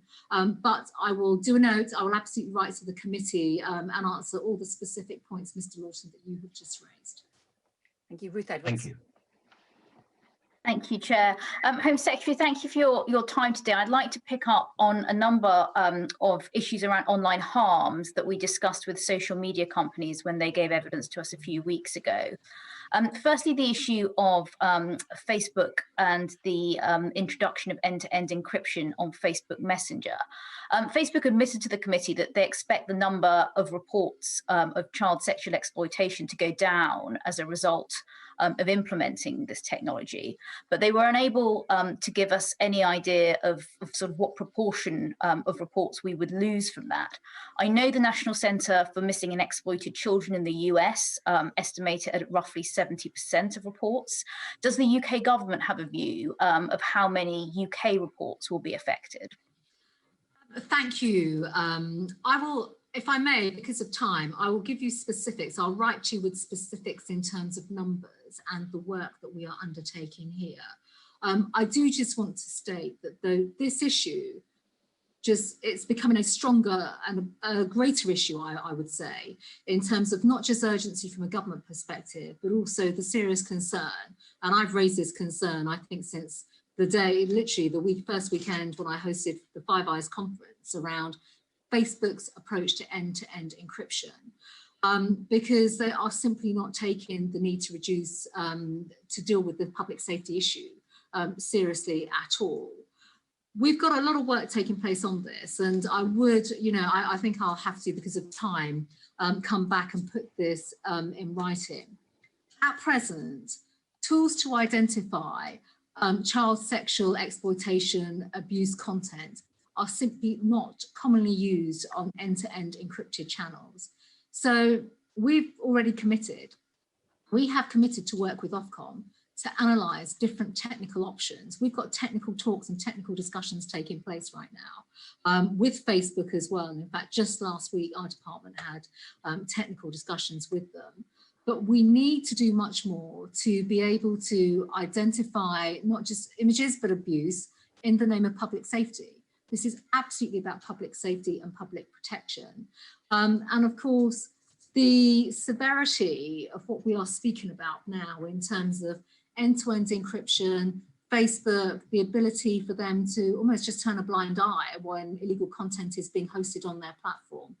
Yes, is shocking, but also it's going to have such a detrimental impact, as we know, because it's going to prevent law enforcement from securing access to information that will be part of their investigations. So we do have the online harms framework, which you'll be familiar with. I would, if I may, Chair, because of time, I think in fairness to Ms. Edwards' question as well, I would just like to write back and break down the work that we have, but also some of the estimates that we're pulling together as well now in terms of potential, not just cases, but imageries, because it's the imageries and the impact that will have on law enforcement that is going to be just so problematic. Thank you, Home Secretary. One final question. Obviously, we've talked about online harms. Do you think that the scope of the current online harms work should be widened to include financial harms? The reason I ask is because a constituent came to see me last year. He and his wife had lost £30,000 worth of their retirement savings. Let's head to the northwest with Durrick. Thank you, Mr. Speaker. Halton Council ran out of funding for discretionary COVID isolation payments despite a strict criteria for eligibility. Just 171 constituents have been helped. The council have applied for further funding, but what the government have offered will not be enough. Other constituents fail to qualify for help due to the criteria set by his government. Will the Prime Minister look again at this and bring forward a properly funded scheme so that no constituent is in a position where they cannot afford to isolate? We need this to happen if we are to continue to drive down COVID-19 infections. Prime Minister. I thank him, and I pay tribute to the work of everybody on Halton Council for everything that they've been doing throughout this pandemic. I know it's been very tough on council officials, indeed on everybody else. Central government's put in another £4.3 billion to help councils throughout the pandemic. We will continue to support our local authorities, and he'll be hearing more from the Chancellor next week. Let's head across to Duncan Baker. Duncan. Thank you, Mr. Speaker. If the UK is to become the Saudi Arabia of wind power, then it is off my coast of North Norfolk that is surely the capital. But the current piecemeal and environmentally damaging connection method to the national grid is holding us back, and this was proven by the Vattenfall judicial review just last week. We need legal and regulatory reform now. Prime Minister, could this be a job for the new Task Force for Innovation and Regulatory Reform to help us implement the much-needed offshore transmission network and meet our net zero targets? Prime Minister. Yes, indeed, and I congratulate my honourable friend on his campaign to make his constituency the Riyadh or possibly the Jeddah of offshore wind, but I can tell him that we are certainly looking at the issue of the transmission network review, and we're in the process of developing the necessary regulatory changes. We now come to the Leader of the Opposition, Keir Starmer. Thank you, Mr. Speaker. The principles behind the Prime Minister's recovery plan of caution and it must be irreversible are plainly right. But one of the biggest threats to that is misinformation about the risks of the deadly virus. For example, there have been people saying that COVID statistics appear to have been manipulated, that Monday's roadmap is based on dodgy assumptions and false modelling. Does the Prime Minister agree that these kinds of comments are irresponsible and undermine our national recovery? Prime Minister. Mr. Speaker, the roadmap that we've set out will, I believe, set us on a cautious but irreversible journey to freedom, and I'm glad that he supports the 4 steps of March the 8th for schools, April 12th for shops, May the 17th for hospitality, June the 21st for everything, and the data supporting all of that, Mr. Speaker, has been available to the House since I announced it on Monday. I think the Prime Minister dodged that question, no doubt because all those comments came from his own MPs, some of the 60 or so members of the COVID recovery group. Perhaps the Prime Minister should have a word with them. Another big threat to the recovery plan is that around 3 in 10 people who should be self-isolating aren't doing so. That's a huge gap in our defences, and the small changes on Monday won't fix it. That's why Labour has called for the £500 self-isolation payment to be made available to everybody who needs it. Will the Prime Minister just fix this? Mr. Mr. Speaker, he knows very well that those who are asked to self-isolate already have the £500 test and trace support payment, and I think he also knows, because he supported the roadmap on Monday, that he supports the fact the eligibility criteria are being extended to allow parents and guardians who are staying off work also to receive a payment, provided they meet the criteria. And I think he's aware of that. Yes, Starmer. Mr. Speaker, 3 out of 10 people who should be self-isolating aren't doing so. That matters to millions of people, and it matters if we're going to get the virus under control. The chair of Test and Trace said that people are scared to come forward for a COVID test because they can't afford to isolate. That's the chair of Test and Trace, can't afford it. The government's biosecurity centre concluded that unmet financial need was why some lower income areas are seeing stubbornly high infection rates. So why, after all the billions the government has thrown around, is it still people in low-paid jobs who are at the bottom of this government's priorities? Prime Minister. Actually, Mr. Speaker, I think most people looking at what we've done throughout this pandemic, looking at the support, the £280 billion package of support, can see that it is the poorest and the neediest in society, those on the lowest income, who have been the top of the government's priorities. And that is quite right. And we will continue to act in that way, Mr. Speaker, and he will be hearing more about that next week from the Chancellor, in addition to the discretionary funding we've given councils to support those who need it most, including those, Mr. Speaker, who have to self-isolate. Yes, stop. Mr. Speaker, here's the difference. If you need £500 to isolate, you're out of luck. If you've got the Health Secretary's WhatsApp, you get a £1 million contract. Turning to next week's budget. Now, I don't expect the Prime Minister to preempt what's in the budget. If I want that, I can read it on the front page of the Times. But can the Prime Minister at least agree with me today that now is not the time for tax rises for families and for businesses? Prime Minister. Mr. Speaker, I don't know about you, but the budget is happening next week. It's not a date that is concealed from the Right Honourable Gentleman. He knows when it's happening. He knows what to expect. But it's preposterous for him, Mr. Speaker, to talk about tax rises when he stood on a manifesto only a year ago, Mr. Speaker, or a little over a year ago, to put up taxes by the biggest amount in the history of this country. It is the Labour Party, Mr. Speaker, his Labour council in Camden, that puts up taxes across the country. That is the way Labour behave, and it's thanks to prudent fiscal management by this government that we've been able to fight this pandemic in the way that we have. Yes, he wants to talk about tax rises. And he should, because this matters. Councils up and down the country are being forced to decide now whether to put council tax up. That's a £2 billion rise on families. I'm not blaming councils. They've been starved of funding for a decade. And Labour and Conservative councils are in the same position.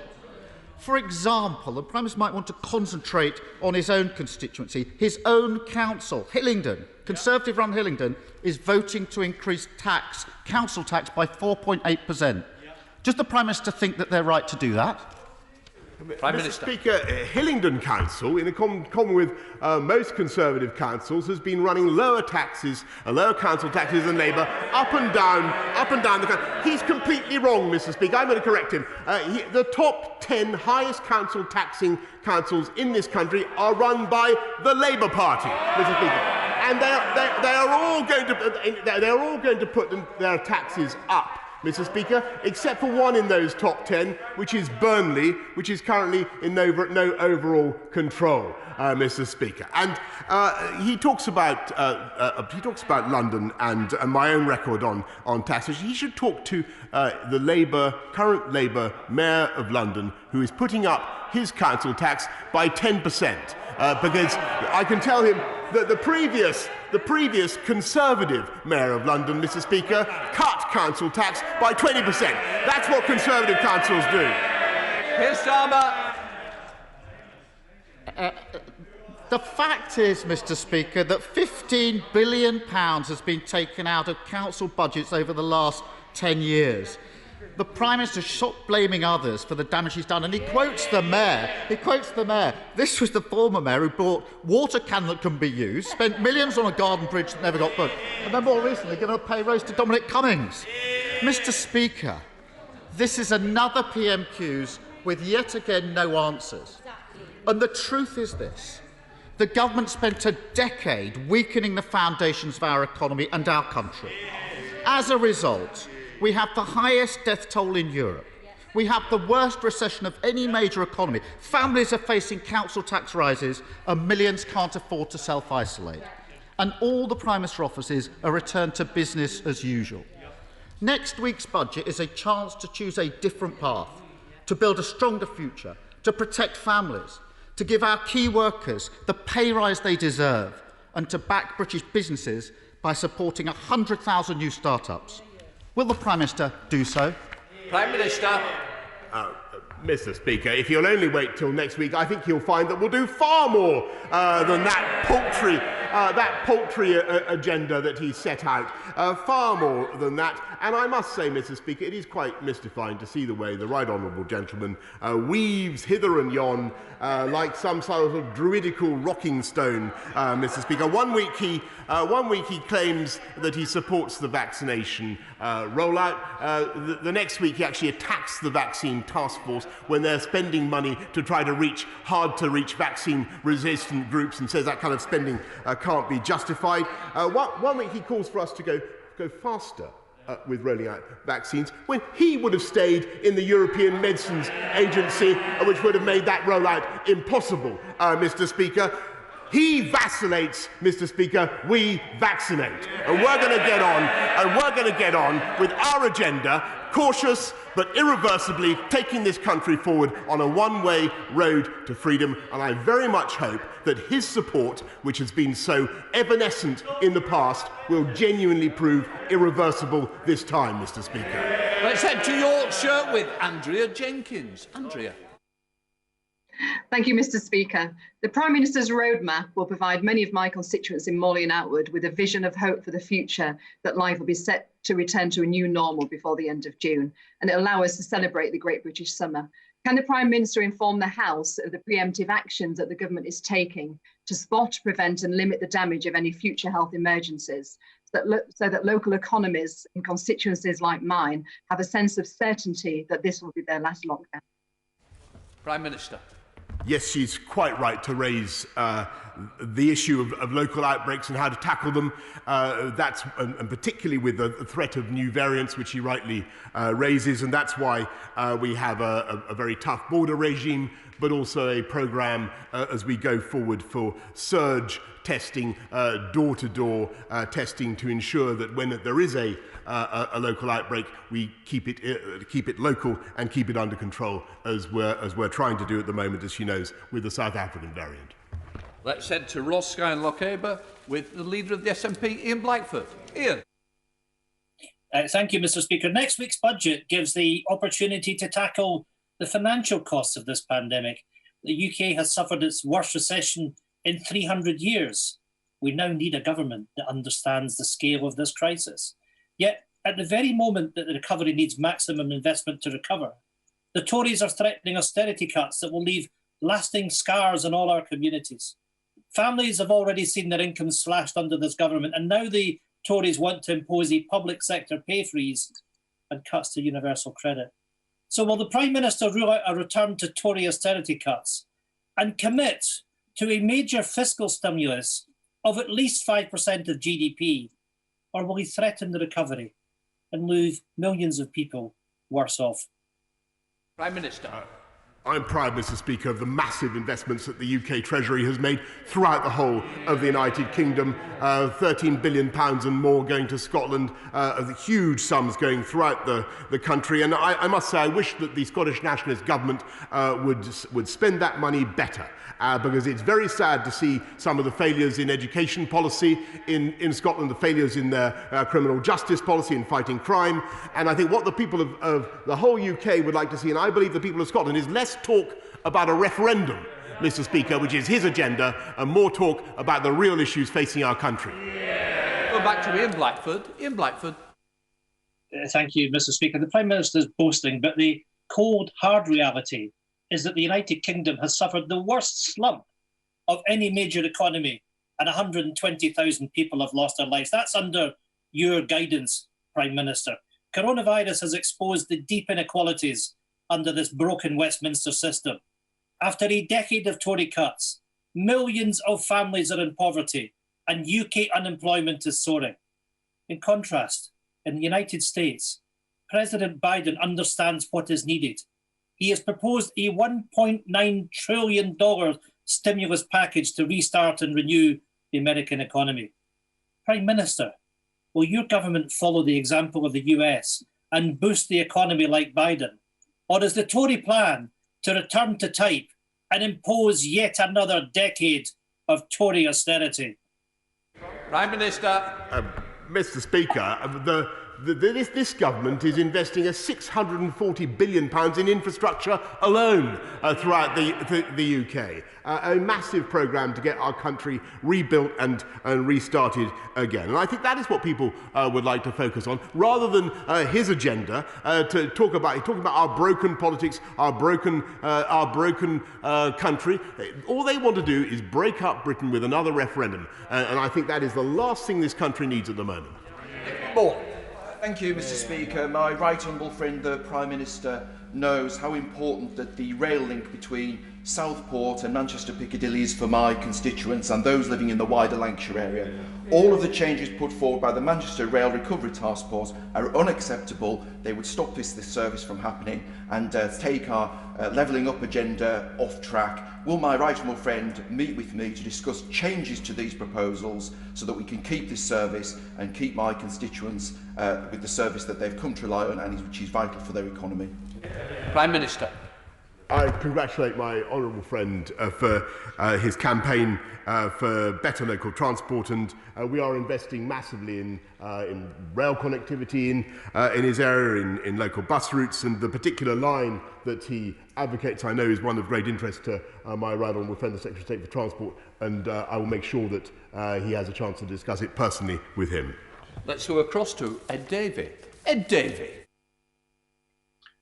Can I start by thanking the government for their change of policy announced today on the vaccination priority for people with learning disabilities, despite the Prime Minister's rather more equivocal answer to me on this last Monday?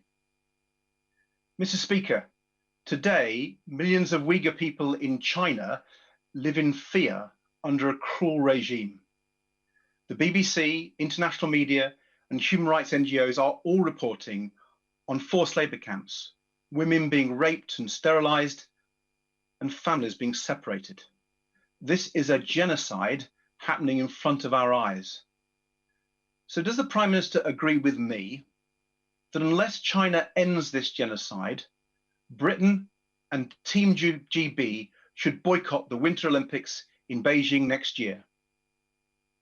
Prime Minister. Mr. Speaker, the right honourable gentleman is absolutely right to highlight the appalling campaign against the Uyghurs in Xinjiang, and that's why the Foreign Secretary, my honourable Foreign Secretary, has set out the policies that he has, the package of measures to ensure that no British companies are complicit in or profiting from violations. We're leading international action in the UN to hold China to account, and we'll continue to work with the US, friends and partners around the world to do just that. He raises a point about a sporting boycott. We're not normally in favour of sporting boycotts in this country, Mr. Speaker, and that's been the long-standing position of this government.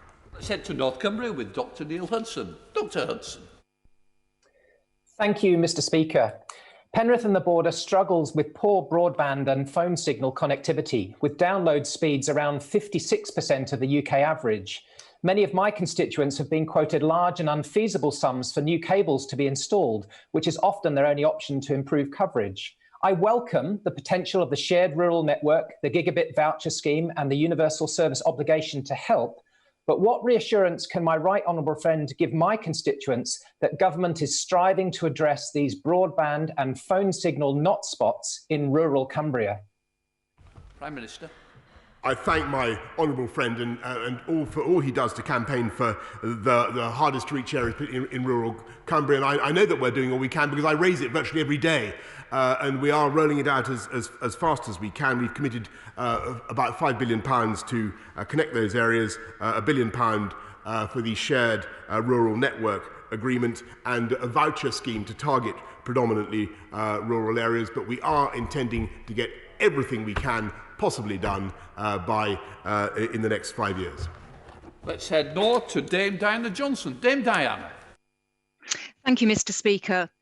Is the 40% cut to transport for the North's budget part of the Prime Minister's plans for levelling up the North? Prime Minister.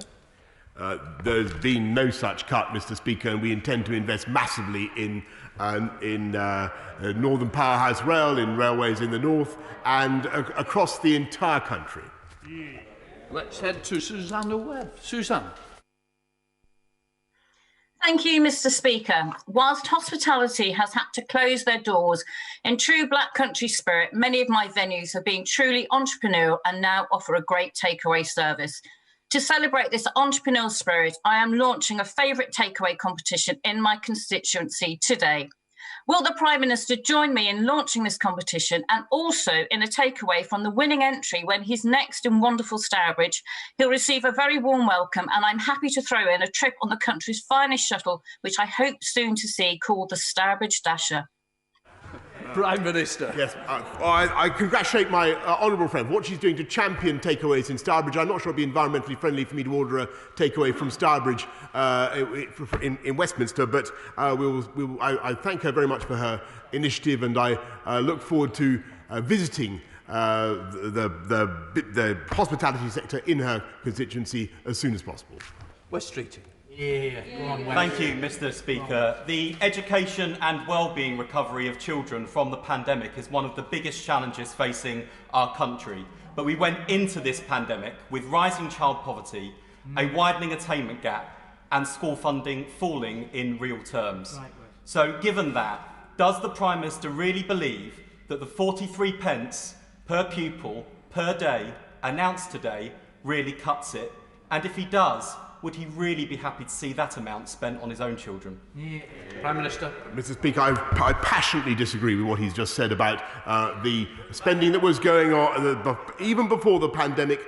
We were increasing funding for primary schools for £4,000 per pupil, £5,000 for secondary school pupils, putting up starting salaries for teachers across the board to £30,000, a massive investment in education across the board, and in further education as well. And the catch-up funds now amount to £2 billion. But no, he's wrong. They amount to £2 billion, Mr. Speaker. And yes, we will have to do more, because this is the biggest challenge our country faces. And we will get it done. We're able to do it because we've been running a strong economy, and we had the resources to do it because we hadn't followed the bankrupt policies of himself and the party opposite. Rob Roberts. Thank you, Mr. Speaker. Janine Maguire in my constituency, who is a mother of three, suffered a very unusual and unexpected and immediate cardiac arrest which saw her sadly pass away in February 2000. 20 years later, in August of last year, one of her daughters, Cara, suffered strangely the same fate with an unexpected cardiac arrest. Fortunately, her friend Michael was with her, who was a former soldier and thus trained in first aid and life-saving. Despite her heart stopping for 20 minutes, he managed to save her life. In September of last year, the UK government made it mandatory for CPR skills to be taught in secondary schools, but despite a campaign and a letter from all of my Welsh Conservative colleagues, the Education Minister in Wales has declined to do so. Will my right honourable friend throw the weight of his office behind my campaign to have CPR skills taught in Wales so that the Maguire family and those like them no longer have to suffer in such tragic circumstances? Well, I think the sympathies of the whole House will be with my honourable friend's constituent, her family and friends. And I agree with him very much about the importance of learning CPR, and that's why we introduced it into the curriculum for all state-funded schools in England. It is, of course, a devolved issue, and I share his urgency that it also should be adopted in Wales as well. Let's head to Lancashire with Rosie Cooper. Rosie. Thank you, Mr. Speaker. Much focus of late has been on children returning safely to school. In my constituency, successive cohorts of pupils have had to wade through overflowing drains to get into school and are routinely evacuated from flooded classrooms. That takes a huge toll on the quality of their learning. Will the Prime Minister work again with Lancashire County Council and the head teacher of Town Green Primary School to ensure that no child in West Lancashire loses a vital day of education, especially to flooding-related issues? Prime Minister. I thank her very much. I sympathise very much with her constituents and the pupils who have to put up with disruption caused by flooding. I know that the Environment Agency continues to work very actively with the county council to resolve the issues, and that the DEFRA minister has written to her about what more can be done. Let's head to Giles Watling. Giles. Thank you, Mr. Speaker. Now, my right honourable friend will know that pubs have been closing all over Britain for decades now, tearing the hearts out of communities. Now, this terrible pandemic has made things even worse, but part of the problem is undercutting by cheap supermarket booze. But now we're out of the EU, surely we can do as we please with beer duty. Differentiation in favour of on-sales could deliver great benefits to pubs in communities like Clacton, at nil cost to the taxpayer. Will my right honourable friend commit ministers to look at this differentiation proposal? Prime Minister. Mr. Speaker, he makes an extremely good point, which I'm sure will be heard with great interest around the country, and there is just such a review being carried out after consulting pub owners and brewers and others, and I know that the Chancellor is looking very closely at the findings. Let's head north to Alex Cunningham. Alex. Mr. Speaker, I was disappointed that the Prime Minister didn't accept my offer to meet with him when he recently visited my constituency's wonderful Fujifilm vaccine complex in Billingham to celebrate our local success story. I could have taken him to nearby Billingham Food Bank, where he would have learned that over a third of the children in my constituency live in poverty, and yet 2 in 5 of those same children are still not entitled to free school meals because the threshold is so low. Will the Prime Minister urgently address this scandal, take long-term action on universal credit and school meals, and help free our children from poverty? Prime Minister. Mr. Speaker, I certainly am proud of what universal credit is doing. Odd to be attacked by a Labour member over universal credit when it's his party's policy to abolish that benefit.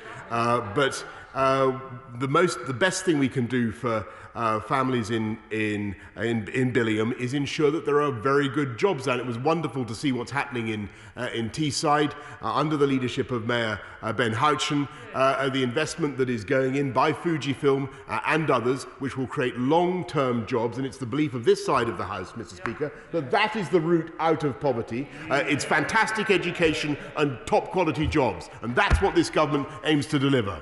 Sent to the southwest with Jack LePresney. Jack. Thank you, Mr. Speaker. My right honourable friend will recall from his visit in 2019 that the Port of Bristol will make an excellent location for a Great Western Freeport. And the West of England Mayor Tim Bowles has submitted a bid which could create 50,000 jobs in the region. Will the Prime Minister back our bid and also agree with me that with house prices in the West of England sitting at 9 times average earnings, we need a home building revolution to provide much more affordable housing for our young people as we build back better? Prime Minister. My honourable friend is absolutely right in what he says about home building and about the need for housing across the country, because you sometimes hear that, oh, this is a problem just mainly in London and the South. It's not at all. It's everywhere in the country, as he rightly says. And I want to thank, by the way, Tim Bowles for what he's done, the Mayor for the West of England, or everything that he has done now as he stands down, and we intend to help build on his legacy with a massive home building programme and home ownership programme, Mr. Speaker, across the country. Let's head to Cumbernauld with Stuart C. MacDonald. Stuart C. Thank you, Mr. Speaker. Before the budget is finalised, could the Prime Minister ensure that his Chancellor reads the Trussell Trust's new report, Dignity or Destitution, the case for keeping the Universal Credit Lifeline? His government has been incredibly generous to pals with PPE contracts, so surely, instead of cutting employment-related benefits to their lowest real terms level in 30 years, he must now afford some basic dignity to 6 million people on universal credit and make the uplift permanent. Prime Minister. Mr. Speaker, we will continue to look after people throughout this pandemic and beyond, and the best thing we can do across the whole of the country is to bounce our economy back as fast as we can, get people into high quality jobs. As I said to the previous member, that is the agenda of this government. Final question, Christian. Thank you, Mr. Speaker. I'd like to start by thanking my right honourable friend, the Education Secretary, for his announcement of a new high school for Redcliffe on the back of my campaign. This new high school will be the kickstart for regeneration that the town is desperately in need of. For towns like Redcliffe and Prestwich, which haven't received Towns Fund or future High Street funding, can my right honourable friend advise what assistance this levelling up government can provide to make sure these towns aren't forgotten? Prime Minister. Well, first of all, Mr. Speaker, I congratulate my honourable friend for his successful campaign to get a new high school. It's absolutely vital. The best place for kids is in school, as I hope we'll hear from the Labour Party very shortly. We are investing in his area, Mr. Speaker, to the tune of £660 million and more through the Local Growth Fund, £54 million through the Getting Building Fund, and of course also in the transport network. And next week the whole House will be hearing even more about what we propose to do to steer a path cautiously but irreversibly, Mr. Speaker, out of this pandemic and allow this economy to recover and to build back better across the whole of the United Kingdom. I'm suspending the House for 3 minutes to enable the necessary arrangements for the next business to be made. Order.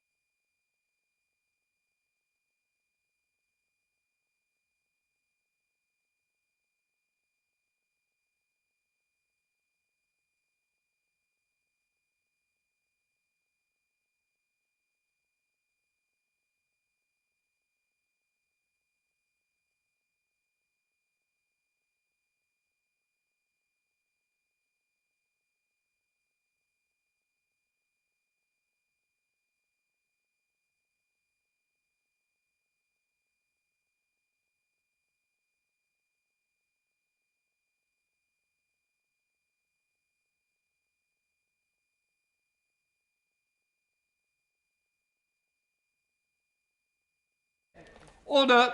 I call Rachel Reeves to ask her urgent question. Rachel Reeves. Thank you, Mr. Speaker. To ask the Minister for the Cabinet Office if he will make a statement on the recent judicial review ruling which found that the government had acted unlawfully in respect of COVID contracts. Minister Ed. Thank you very much, Mr. Speaker. Protecting those who protect us has been one of the government's most important goals in our fight against COVID-19. To do this, we've had to expand our PPE supply chain from supplying 226 NHS trusts in England to supplying over 58,000 different settings, and we've had to create a whole new logistics network from scratch. Thanks to the hard work and dedication of so many people, we've delivered over 8.6 billion items of PPE to the front line so far, with billions more ordered and being supplied. Our team worked night and day to procure PPE within very short timescales and against a background of unparalleled global demand. This often meant working at incredible speed, especially in the early months of the pandemic, to secure the vital supplies required to protect NHS workers and the public, which we did. Mr. Speaker, turning specifically to the High Court judgment, there has been a lot of confusion about what this ruling actually said and what it did not say, and I welcome the opportunity to clarify that to the House today. The High Court case did not look at the awarding of the contracts, but rather the timing of the publication of the details of contracts awarded.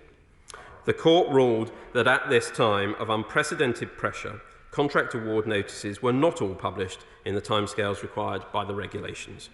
However, the Court also found there was no deprioritisation policy in this respect within the Department. As we set out to the Court, the delays were caused by the workload involved in responding to one of the greatest threats to public health that this country has ever seen. Of course, Mr. Speaker, we take our transparency requirements very seriously, and it is important that I put on record that we, of course, take the judgment of the Court very seriously and respect it. We are working with colleagues across government to implement the recommendations set out in the Right Honourable Lady's report, the PAC report published earlier this month. But as we do this, we will keep acting quickly and decisively to respond to this deadly threat and to continue to do all that we can to help save lives. Rachel Reeves. Thank you, Mr. Speaker. A stain has emerged with this government's response to the crisis. There has been an unedifying gold rush of chums and of chancers. £2 billion worth of contracts handed to those with close links to the Conservative Party. From the pub landlord of the Health Secretary, to the donors, the manifesto writers, the Old Boys Club, they've all had a return on their investment at all of our expense. The government has been taken to court, and they lost, costing taxpayers even more money. Now, the Home Secretary once said that she wanted people to literally feel the terror at the thought of committing offences. Well, the Home Secretary doesn't have to look to the streets to find lawbreakers. She only has to look across the cabinet table. This government aren't terrified of breaking the law because they think they are above the law. Absolutely. But now the government have lost in court. So can I ask the Minister, what were the costs to taxpayers for fighting this case? Will the government agree today to publish the names of all businesses in their VIP fast lane and how they got on that list? Will all overdue contracts be published by the end of this week? When will the management consultants hired locate the billions of pounds of PPE that the government seem to have misplaced? And when will the clawback be used to get taxpayers' money back for contracts that have failed to deliver?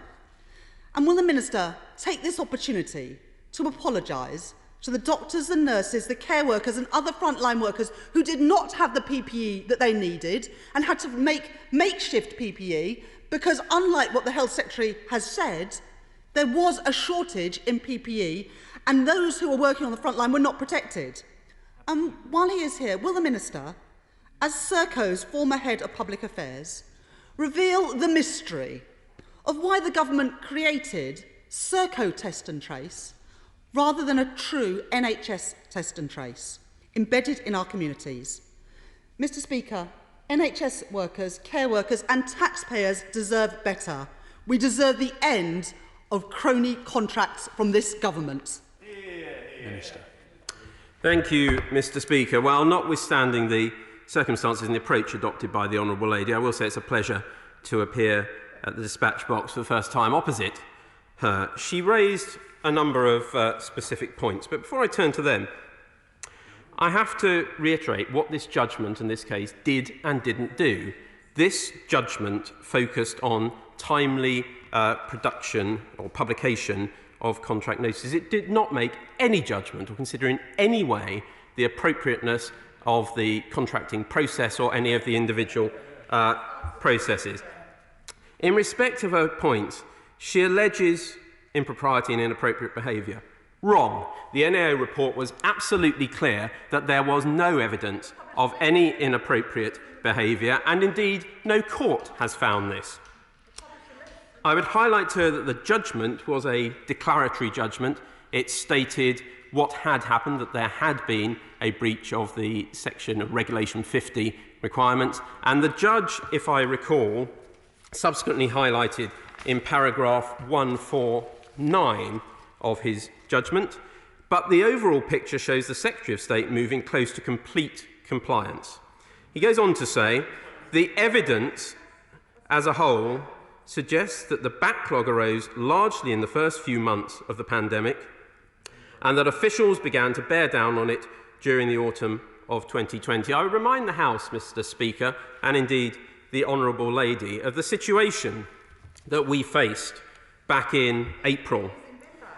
3,301 people in mechanical ventilation beds, 21,307 people in hospital with COVID. And at the beginning of April, according to our best understanding of positive cases at the time, the average number of positive cases and patients in hospital was doubling every 7 days. In those circumstances, I make no apologies that the government did everything in its power to ensure the NHS and frontline workers did not run out of PPE. And as the NAO has acknowledged, there was no national shortage of PPE at that time and throughout this pandemic. The Honourable Lady raised a number of other questions. She talked about the current situation in terms of publication and compliance and cost. What I would say to her, and I did briefly mention this to her before, is that there is an element of this case that is yet to be concluded, which is due to be on Friday when information is provided to the judge. We are doing exactly that, and that will be made public at that time when it goes to the court, respecting the role of the court in this process. But of course the judge, I would expect, would make that published in a couple of days' time. In terms of the priority route, I know, well, indeed, if I recall correctly, I think many members of this House from both sides requested expeditious consideration of requests or offers of help. I am grateful to all who offered their help. Every one of those went through an 8-stage process run by civil servants, entirely appropriately checking appropriateness of the PPE, appropriateness of the organisation to supply it, and conducting due diligence. Indeed, if I recall, the Honourable Lady herself on the 22nd of April published a letter that she sent to the Chancellor of the Duchy of Lancaster, helpfully analysed at the time by the Guido Fawkes website, sharing some of her suggestions for companies or individuals that should be put through rapid assessment. And I acknowledge she said for assessment and due diligence, but she asked that they be assessed rapidly. I believe many members of this House took the same approach. But in that letter, the Honourable Lady concluded by saying, we need government to strain every sinew and utilise untapped resources in UK manufacturing to deliver essential equipment to frontline workers. This must be a national effort which leaves no stone unturned. She was right. I agreed with her sentiment then, and I still do. My only challenge is that the Honourable Lady no longer appears to agree with herself, Mr. Speaker. Sir Peter Bottomley. Mr. Speaker, I think we understand the point is the judgment over the timescale and not meeting the regulation for all the contracts. I think that it would be good for the House to hear how far the supply of PPE equipment now comes from this country rather than from abroad. And can I put it to the Minister that were I a Minister myself, an official said, we can either get more ventilators, more PPE, or we can make sure we don't fail any of the regulation timescales, I'd have said, I as the Minister will take responsibility for the failure on the timescales, and you can take responsibility for getting the equipment that people need. Minister. Thank you, Mr. Speaker. Well, I'm very grateful to my honourable friend. In respect of his first question, at the start of this pandemic, roughly 1% of the PPE used in this country, in this setting, was produced in this country due to the incredible effort by businesses and individuals across this country, and I have to say, by civil servants and officials in government who are often the unsung heroes of this pandemic. That is now up to 70% being supplied by this country. And he's absolutely right. Of course transparency is important. Transparency is hugely important, and we respect that and take it very seriously. But I make no apologies for the thing which I consider, the Secretary of State considers to be most important, which is doing whatever is necessary to save lives in the course of this pandemic. Let's head to SNP spokesperson Stuart Halsey. Stuart. Thank you, Mr. Speaker. I'm glad the Minister mentioned transparency, because of the £15 billion of PPE contracts awarded up until last October, barely £3 billion were properly published. And we had £252 million given to a finance company, £108 million to a confectionery supplier, £345 million to a pest control company, a catalogue of cronyism described variously as a wholesale failure, a dismal failure, and a historic failure, a process which deprioritised compliance and has ended up with the taxpayer, in some cases, buying expensive, unusable PPE. Now, ultimately, the Cabinet Office is responsible for the coordination of the cross-government response to COVID-19. So let me ask this Minister, when was the Minister for the Cabinet Office, and indeed the Prime Minister, first made aware that failure to properly publish details of PPE contracts might be unlawful? Minister. Thank you, Mr. Speaker. I'm grateful to the honourable gentleman. He will appreciate that some of the contracts, which some colleagues have alluded to, remain subject to separate litigation before the courts. Indeed, some by the Good Law Project, which, if I may, I suspect it may come up a number of times, I'll refer to as the GPL project, because it might save a few minutes in these answers. So I hope he will understand I will avoid straying into something that may still be before the courts, because I don't want to show any disrespect for that process or for the legal process. He talked about the number published and where we've got to now. That will be some of the information put before the judge on Friday, as per his request. But the latest figures that are in the public domain that were supplied and covered in the judgment, and indeed more broadly, I think 100% of the CANS notices have been published, and I think we're up to 99% under Regulation 108 in the latest figures I have. So as the judge said, the overall picture does show the Secretary of State moving close to complete compliance.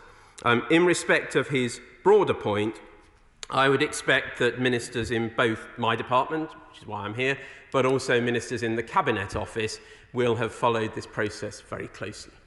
William Bragg. Thank you, Mr. Speaker. And in welcoming my honourable friend to the dispatch box, I hope that the Chancellor for the Duchy of Lancaster wasn't too indisposed cooking up plans for domestic COVID passports that he's previously ruled out them to attend the House today. But I think most fair-minded people will look at this situation in the round and perhaps give the government the benefit of the doubt, because the judgment found against the allegation of secret deprioritisation policy to deliberately breach procurement rules. And further to the question from our honourable friend, the Father of the House, can my honourable friend give greater detail of the extent of the increase in domestic production of PPE in this country so that we have security of the supply? Minister. I'm very grateful to my honourable friend. He's absolutely right.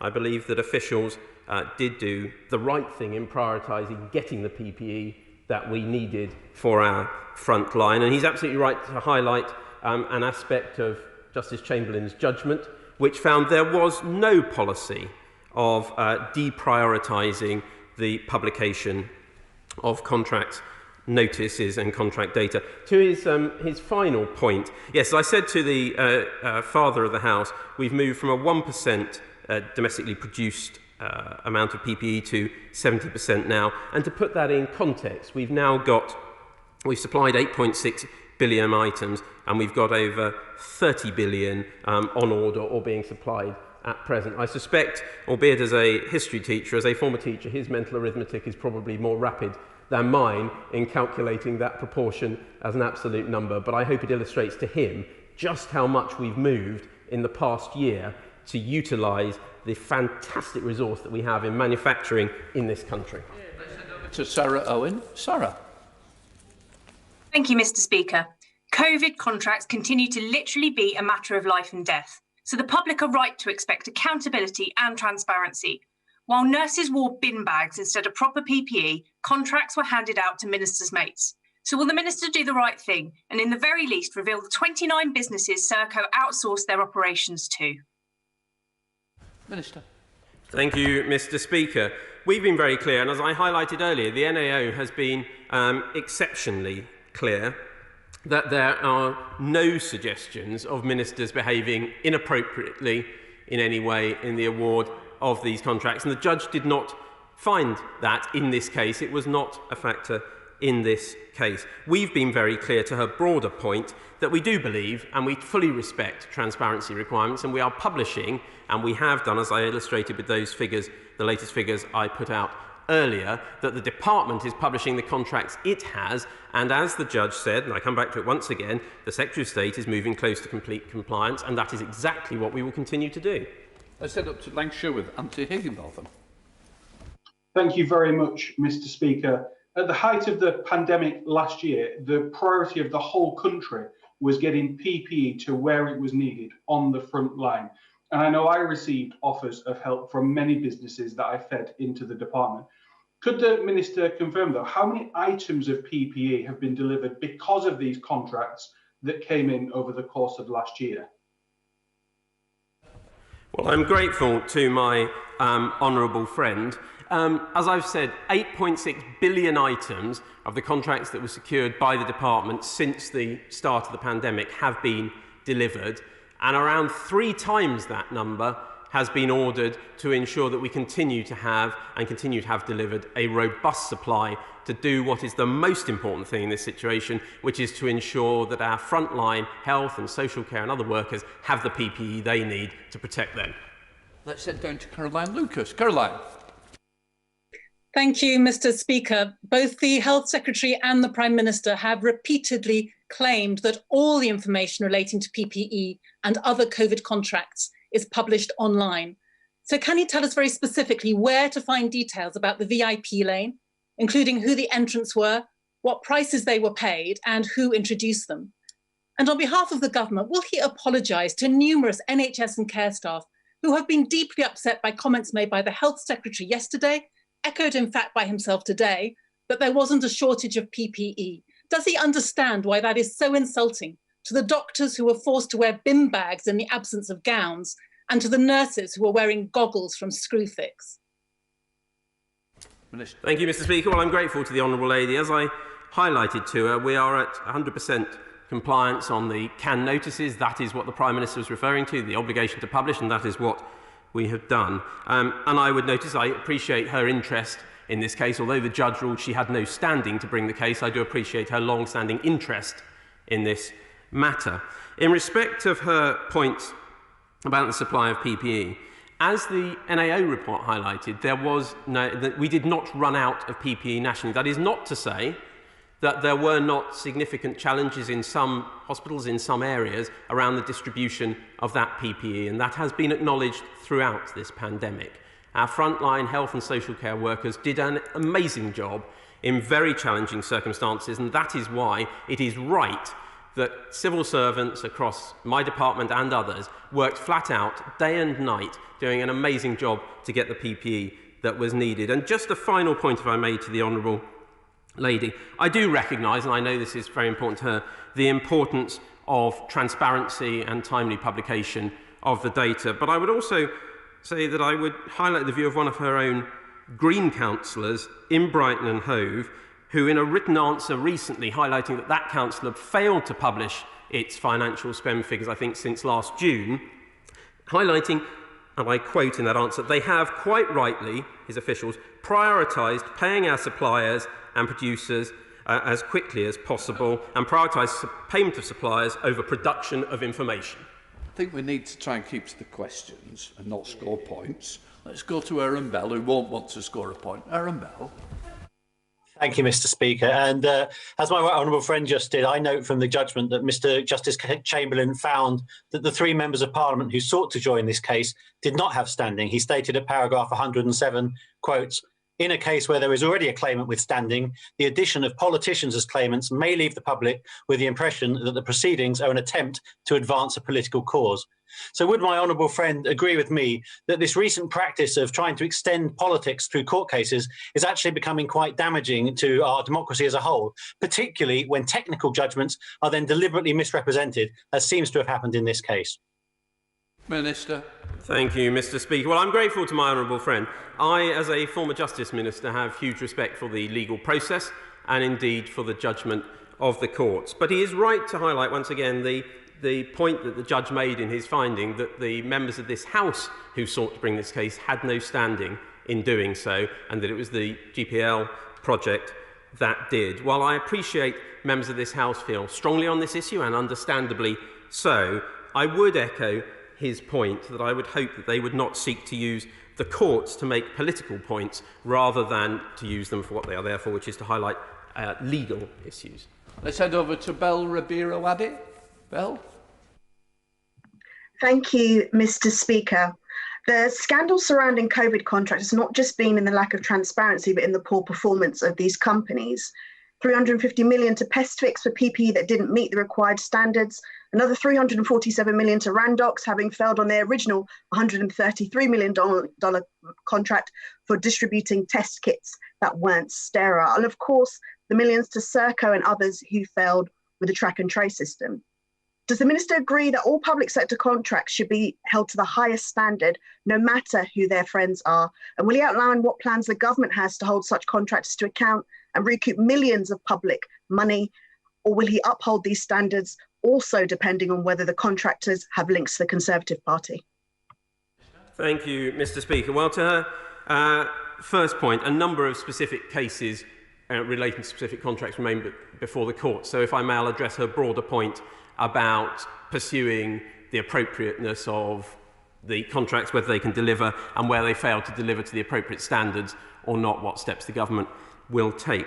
All contracts were assessed against the 8 criteria for appropriateness, including due diligence, including safety standards, including whether they meet the specifications, etc., etc.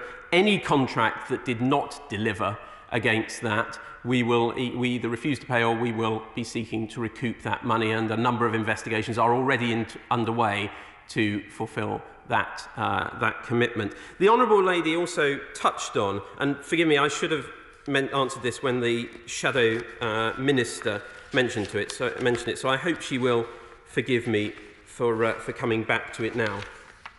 She touched on and made a very particular point about Serco in this context. I would just make one point to her, which I hope she will be aware of, and I'm sure she wasn't suggesting anything to the contrary.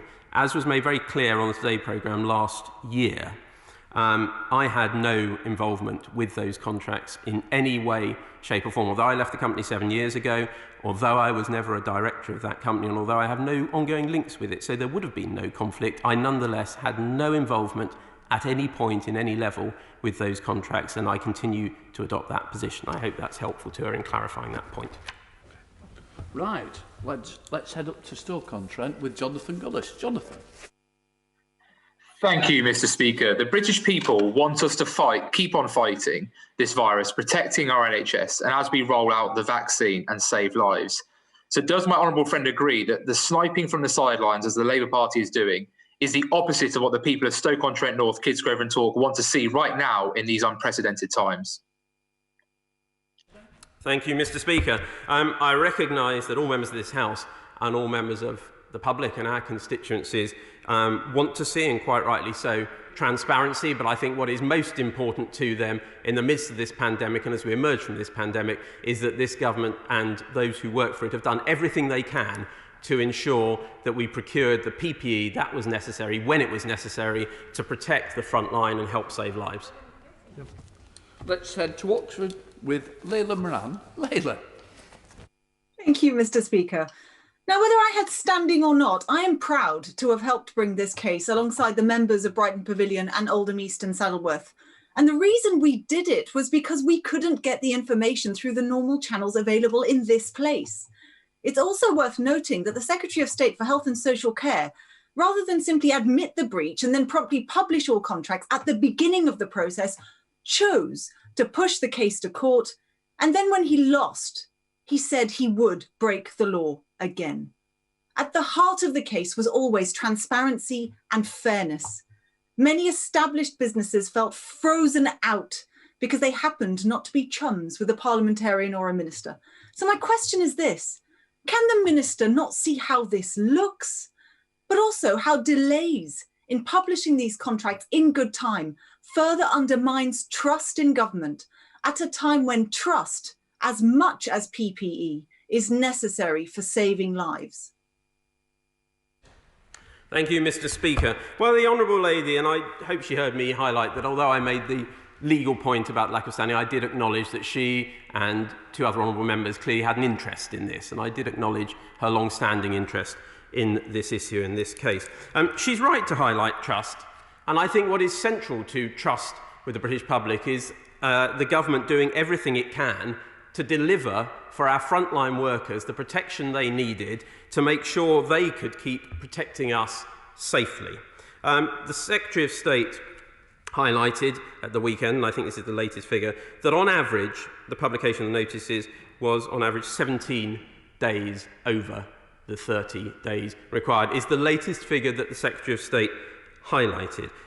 I do believe it's important that transparency is adhered to, but I would also remind the Honourable Lady, I believe it's extremely important to highlight why this happens, and that is why we filed the court papers and we defended the case as we did, because I think it is hugely important for the court to see why this occurred.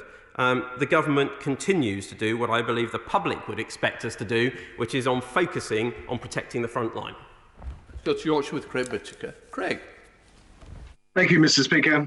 Many excellent companies in the Calder Valley who wouldn't normally bid for government contracts have stood up for the national effort and have been making PPE for the national cause, even when this isn't their core business. This has secured jobs, secured business, and ensured our NHS has had the PPE when they needed it. Can my honourable friend confirm that all these and other government contracts are awarded in a fair, open and transparent way, following due process, and that this government has remained committed to publishing them as quickly as possible, even under the pressures of the pandemic? Minister. Thank you, Mr. Speaker. Well, I'm grateful to my honourable friend, and I, like him, pay tribute to all those businesses and individuals who stepped up in this country's moment of need and were willing to put themselves forward to repurpose their factories, to try to find ways to help that national effort. All the contracts have been found so far to be awarded entirely appropriately. There has been no adverse judgment in respect of any of that. And indeed, under Regulation 32, which highlights that in an emergency, contracts can be awarded without tender, I certainly would take the view that the situation we face with this pandemic would certainly constitute a national emergency. Let's go to Livingston with Anna Bardell. Anna. Thank you very much, Mr. Speaker. Can the Minister tell me if it's coincidence, incompetence or just rank stupidity that his government and Health Secretary awarded a £30 million contract for testing vials to the Health Secretary's former neighbour, who was a former pub landlord and had no experience in this field and is now being investigated by the MHRA? And surely he agrees that these breaches mean the Health Secretary must resign. Mr. Speaker, well, the Honourable Lady will not be surprised to know that I completely and utterly disagree with her. I think my right honourable friend has done and continues to do an extraordinary job under extraordinary pressure over the past year to help this country through this pandemic. She raised a very specific issue, and it has been made clear that the Health Secretary and no other minister had any involvement in the assessment, the due diligence or any decisions in respect to that contract. Let's head to Sir Robert Neal. Sir Robert. Thank you, Mr. Speaker. Thank you, Mr. Speaker. The judge very clearly found that there was a breach in relation to one matter, the 17-day average delay. He rejected the suggestion that there was a systematic failure.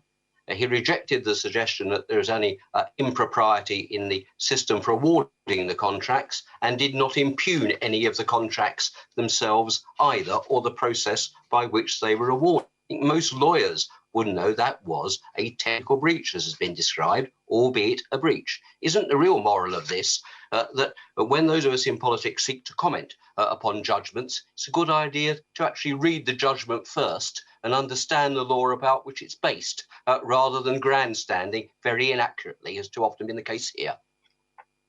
Thank you, Mr. Speaker. Well, I'm grateful to my honourable and learned friend, I believe, for his comments. He's absolutely right to highlight what this judgment actually said. It found, in what had to be a binary judgment, either it was complied with or it wasn't, that the government failed to comply with the 30-day publication timing for all contracts. But you're right, he absolutely... sorry, I beg your pardon, Mr. Speaker, the honourable gentleman is absolutely right. He rejected the suggestion of any policy of deprioritisation, and he's also absolutely right. I read the 40 pages of Justice Chamberlain's judgment, including the setting out of the different cases put by the two parties, the discussion of it, and then, crucially, his findings on it. And I would advise all members who take an interest in this issue to do exactly the same thing, because legal judgments are rarely as clear-cut or as simple as perhaps some commentators and others might wish to suggest. Said no to Chiomara. Thank you, Mr. Speaker. The government's infatuation with private sector delivery of pandemic public services has led it to ignore basic procurement best practice, replacing value for money with cronyism and due diligence with pub pals. Will the government commit, as Labour has done, to a programme of insourcing and start by handing over the failing Serco test and trace to the public sector, which has made such a success of the vaccine delivery? Well, I'm grateful to the Honourable Lady. To her main point about private and public, and indeed I might add voluntary sector organisations, every one of those has stepped up and made a hugely important contribution to our response as a country to this pandemic. I would wish to pay tribute to public sector organisations. I spent 10 years as a councillor and I entirely recognise the amazing work they do. I would pay tribute to private sector organisations who have also stepped up for our country, and of course voluntary sector organisations. For me, it is not an either or, it is both, and what delivers the best outcome for the public. Anything less would, in my view, be letting down our constituents and letting down our public services. Let's go to Angela Richardson. Angela. Thank you, Mr. Speaker. At the height of the pandemic, the contracts we signed allowed us to stand side by side with the private sector, procuring enormous volumes of goods and expertise with extreme urgency. Does my honourable friend agree that without these vital contracts, our COVID response would have suffered as a result? Thank you, Mr. Speaker. I agree entirely. I mean, it reminds me slightly, some of the narrative around this, of my days back at school on Animal Farm, 4 legs good, 2 legs bad. The reality is both private sector and public sector have played an incredible role in tackling this pandemic, for which we should be extremely grateful and thankful. We need both, and we need both to continue delivering in the public interest, which is what we have secured. Let's go to Manchester with Debbie Abrahams. Debbie. Thank you, Mr. Speaker. Mr. Speaker, there are a couple of points that seem to be coming up from this discussion. First of all, that there were no shortages of PPE. Well, patently, that's not true. We have clear evidence that that's the case, not least from exercise sickness back in 2016, but also from, for example, local constituents who have been working in the NHS who have reported this directly to me and colleagues. But secondly, Mr. Speaker, that the government has published all the contracts, and the Minister has made reference to 100% contract award notices being published. Well, unfortunately, we're not able to verify this. And that is the key point, also made by the NAO, who said that there's still £4 billion worth of contracts since 20 since November 2020, which we have no idea who they have gone to, how much for. So will the Minister once again please commit to publishing these VIP contracts, how much they were for, who were they awarded to, and what for? Minister. Thank you, Mr. Speaker. Well, I'm grateful to the Honourable Lady, and she and I have known each other a long time. She makes her point forcefully, but as ever, fairly. She raises a number of points in respect of PPE supplies, and as I made clear, I think, to the Honourable Lady for Brighton Pavilion, I made very clear that in the NAO report, I believe it was last November, they said there was no, it did not run out nationally, but that is not, as I've clarified, to say that there weren't local shortages and challenges in individual trusts, as I acknowledged to the Honourable Lady, the member for Brighton Pavilion, and that is why we procured as much as we could, as quickly as we could. She raised the issue of exercise sickness. I do have to say this comes up a number of times. However, it's important to remember exercise sickness did not look at tackling a novel COVID or a novel pandemic. It looked at flu, it looked at influenza specifically.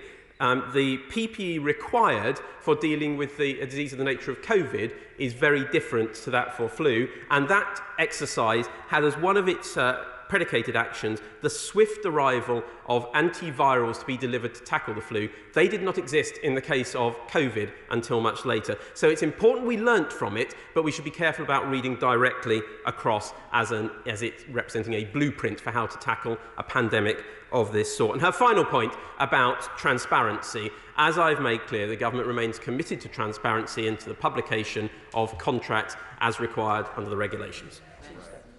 Right, let's head to Lincolnshire with Holly Mumbycroft. Holly. Thank you, Mr. Speaker. At the height of the first wave of the pandemic, we looked to the government to procure and to distribute tens of thousands of critical items of PPE in Scunthorpe. Does my honourable friend agree with me that moving forward, the government should of course remain committed to following all the detail of procurement rules? However, protecting our frontline health workers should always come first. I agree entirely with my honourable friend. It shouldn't have to be an either-or, but we all remember the conditions in which our amazing civil servants were working at pace back at the start of this pandemic. They were working flat out, including, as acknowledged in the court papers, civil servants who were not DHSC civil servants. They were seconded in from other departments working on different systems just to get that PP ordered and delivered to protect the front line, which was the priority. So it shouldn't be an either-or. But she's absolutely right. At the height of that first wave, I believe it's absolutely right that the focus of those dedicated officials was on getting the PPE we needed. Right, let's head to Wales with Jonathan Edwards. Jonathan. Diolch, Mr. Speaker. I'm not an expert in public procurement, Mr. Speaker. However, even in an emergency, I would expect diligent contracts would include full payment on delivery clauses or clawback measures for failure to supply. He mentioned in an earlier reply that the British government is pursuing contractors who have failed to meet their obligations. How much public money has been regained to date? And will he ensure the House is updated on the government's efforts on recouping misspent public money? Thank you, Mr. Speaker. I'm grateful to the honourable gentleman. He's absolutely right to highlight that where contracts do not deliver, either to standard or do not deliver, then public money should either not be paid or should be recouped. We are going through a number of investigations at the moment to deliver exactly that, and I am quite happy to commit that at the appropriate juncture we will, of course, update the House. Let's head to Henley with John Howell. John. Thank you, Mr. Speaker. Would the Minister accept that illegal acts are those that contravene the law, unlawful acts are those that contravene the rules? So handball in soccer is unlawful, not illegal. And will he accept the point made by the chairman of the Justice Select Committee that this is a technical breach and that it has been overcome and that the department is going out of its way to make sure that it happens quickly?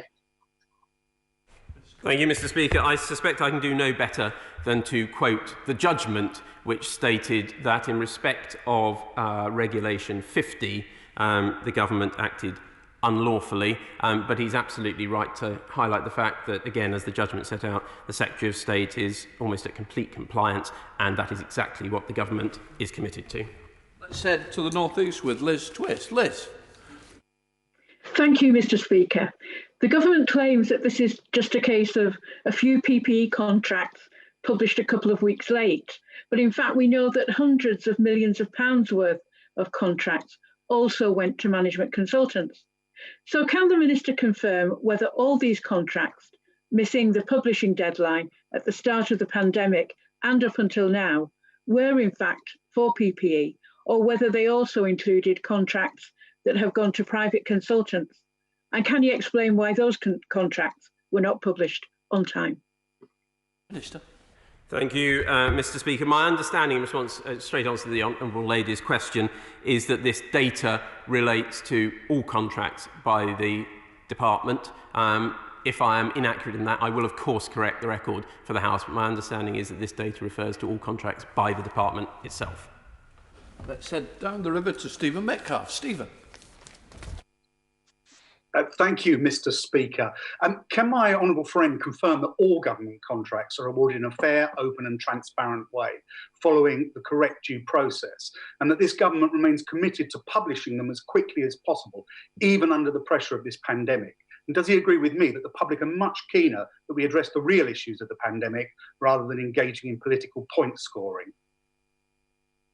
Thank you, Mr. Speaker. I couldn't agree with my honourable friend more, both about the government's commitment to transparency and to publishing contracts within the regulations, but equally his point about and reminding everyone about where we were a little under a year ago and the absolute focus by so many amazing and dedicated civil servants on getting the PPE we needed and getting it in quantity.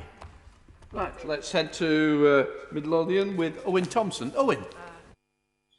Mr. Speaker, the United Nations Office on Drugs and Crime says in its Recover with Integrity campaign that emergency responses must be anchored in law and be implemented by strong public institutions with the involvement and oversight of members of Parliament, anti-corruption bodies, civic society and private sector. It's clear honourable members have numerous questions over these contracts. So will the Minister now advocate such action, such as backing my ministerial interests emergency powers bill, to make sure Parliament can scrutinise the government's actions and that members of this House and the public can be confident that there is no suggestion of any corruption taking root? Thank you, Mr. Speaker. Well, I would refute any suggestion that there is any corruption taking root, to quote his own words. Members of this House have the ability to ask questions. The NAO has the ability to ask questions. The Honourable Lady will, I suspect, ask me a question in a moment, but also has the ability to ask questions. And I believe her committee on the PAC took evidence for over 3.5 hours last December from various senior officials in the department. I'm aware of the Honourable Gentleman's bill, which I'm sure the government will look at in the usual way. Right. Let's head up to Lancashire with Scott Benton. Scott. Thank you, Mr. Speaker. At the start of this pandemic, the British people rightly expected the government to leave no stone unturned in securing the vital supplies of PPE which were needed to fight the pandemic. Does the Minister agree that whilst we were in the grips of a global shortage of PPE, the findings from the National Audit Office make clear that no health trust ran out of supplies at any point, and that this was thanks to the contracts which the government managed to secure? Thank you, Mr. Speaker. Well, I'm grateful to my honourable friend, and we did take every step we could to ensure that trusts had the PPE they needed. And the quote, I believe, from the NAO report is that they said, the NHS provider organisations we spoke to told us that while they were concerned about the low stocks of PPE, they were always able to get what they needed in time. During the PAC, Megan. Thank you, Mr. Deputy Speaker, and I will touch on that point first, which was going to...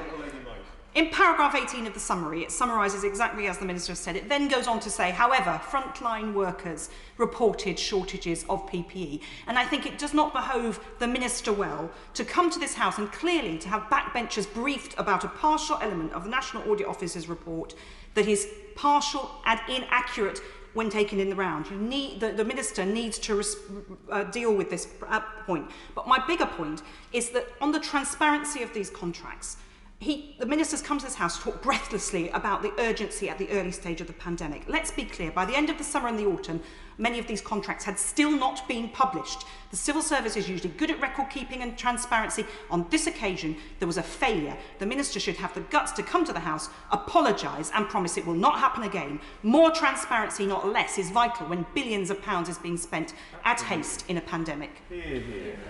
Thank you, Mr. Speaker. Well, I'm grateful to the Honourable Lady, and she does know this issue exceptionally well. She's investigated it over a number of months.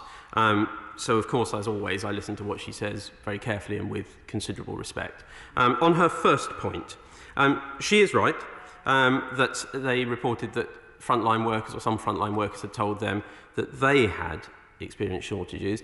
We are reflecting what we were told by our trusts and by those running the delivery of PPE and those, and what the NAO was told by those. But as she alluded to, and as I said, I think in response to the Honourable Lady for Brighton Pavilion, the key points I made were there was no we did not run out of PPE nationally, but there were challenges, which I acknowledged, and I do acknowledge, at some individual trusts and in some localities, and that is why we worked at pace to make sure they got what they need and they didn't run out of PPE. But that is exactly why officials in the department were working so hard and pulling out all the stops to make sure we ordered more PPE and got more PPE delivered. Her broader point about transparency, she makes, of course, an absolutely vital point. Transparency, and I think it was the Honourable Lady, the member for Oxford West and Abingdon, who highlighted trust.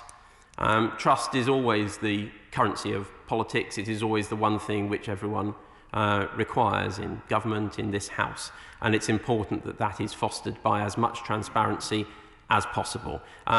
The judgment found that in a number of cases the government did not meet the 30-day deadline. She asks for an assurance now. I can give her the assurance that the government is doing everything it can to ensure that Regulation 50 is complied with and complied with fully. I said to the southwest with Selene Saxby. Selene. Thank you, Mr. Speaker. The British people want us to focus on fighting this virus so we can protect our NHS as we roll out the vaccine and save lives. Does my right honourable friend agree that the political sniping some of the opposition is engaging in is the exact opposite of what people expect and want to see politicians doing? Thank you very much, Mr. Speaker. I think what my constituents, what the British public would want to see us all doing is working together to make sure we get through this pandemic and we get our front line what they need to keep them safe. Peter Kyle. Thank you, Mr. Speaker. There are 60,000 pub landlords in this country, and many of them have lots to give in a time of crisis. But isn't it a coincidence that the one who gets a massive contract happens to be the one who has the mobile phone number for the Health Secretary? There are hundreds of racehorse owners in this country. Isn't it funny that it just so happens the one who gets a top job without the need for an interview happens to be a mate of the Health Secretary? And on it goes. If this behaviour was going on in a developing world country, there would be howls of corruption from Tory benches and demands for the aid budget to be cut. Isn't it true that when it comes to jobs for friends, dodgy contracts, and all the rest of it that's been going on and is normalised by this government and the Tory party has a blind spot? Minister. Thank you, Mr. Speaker. Well, I have, again, huge respect for the honourable gentleman, and he's normally measured and temperate. I fear on this occasion he slightly doesn't do himself justice in the points he makes. As I've made clear already and has been made clear, all contracts that were ordered were assessed by an 8-stage process run by the civil service, checking due diligence, checking appropriateness, checking ability to deliver, checking price, and not by ministers. And in respect to the very specific one he mentioned, it has been made clear that the Secretary of State had no involvement in the award of that contract or its assessment. 28 withdrawn, so we go into John MacDonald. John. Mr. Speaker, I think the whole tenor of the discussion today demonstrates the need for greater transparency, as the Minister has said, and one way of doing that is to extend freedom of information to include all companies engaged in publicly funded contracts. Well, Mr. Speaker, I'm confirmed about the data contract signed with the US data company Palantir, notorious for its links with Trump and the white supremacist far right. can the Minister confirm whether this contract has been the subject to a data protection impact assessment, including a public consultation, and whether Palatine will be able to sell on NHS data at a later stage, even, for example, to the Conservative Party for electoral purposes? Thank you, Mr. Speaker. Well, I won't stray near the wilder accusations made by the right honourable gentleman there. What I will say to him is that the data of NHS service users is always protected by this government. Right. Let's head up to Bob Blackman. Bob. Thank you very much, Mr. Speaker. I'm a great believer in competitive tendering to gain the right sort of value for money for the public sector. But at the height of this, for the first wave of the pandemic, my local hospital, Northwick Park Hospital, came perilously close to being overwhelmed by both the number of patients and only literally having 1 day's supply of PPE within the hospital. Thanks to government actions and the Department of Health and Social Care, that was remedied. What does my honourable friend think would have happened if the government had decided to competitively tender all these items and wait for potentially 3 months before supplies were available? Thank you, Mr. Speaker. Well, my honourable friend highlights both the work of his fantastic hospital at Northwick Park, but also, as I alluded to in response to the chair of the Public Accounts Committee, the fact that while nationally we did not run out of PPE, there were some real challenges at a number of sites. They did an amazing job to ensure that they had the PPE they needed. I believe the minimum time it can take to run a tender is around a month. So I certainly, for one, would not have wished to see us waiting a month, not utilising Regulation 32, but waiting a month to order and secure the PPE that his hospital and those working in it needed. Right, let's head to Ruth Jones. Ruth. Thank you, Mr. Speaker. The people of Newport West have looked at the media reports, the court judgments and the answers given in this House on this matter with horror. There appears to be no respect for honest law-abiding citizens who play by the rules, and that is unacceptable. So when will government ministers finally show they respect the will of the people and the ruling of the courts and stop this reckless behaviour? Minister. Thank you, Mr. Speaker. Well, I've already made clear that I and ministers always respect the courts and the judgments delivered in them. I also have great respect and recognise the importance of transparency. But what I would say to her is I also respect the need, which our constituents would expect us to do, to deliver rapidly on the PPE that was needed last year at the height of the pandemic. I think that's what they would have wanted us to be focusing on at that time as we cast our mind back. And to a final point, yes, I'm quite happy to recommit the government, or restate the government's commitment to the importance of transparency. 32 withdrawn, so we'll go to Howell Williams. Howell Williams. Thank you, Mr. Speaker. Using the VIP lane, a PPE contract of £313 million was awarded to Bestfix, a company that had never before supplied medical PPE.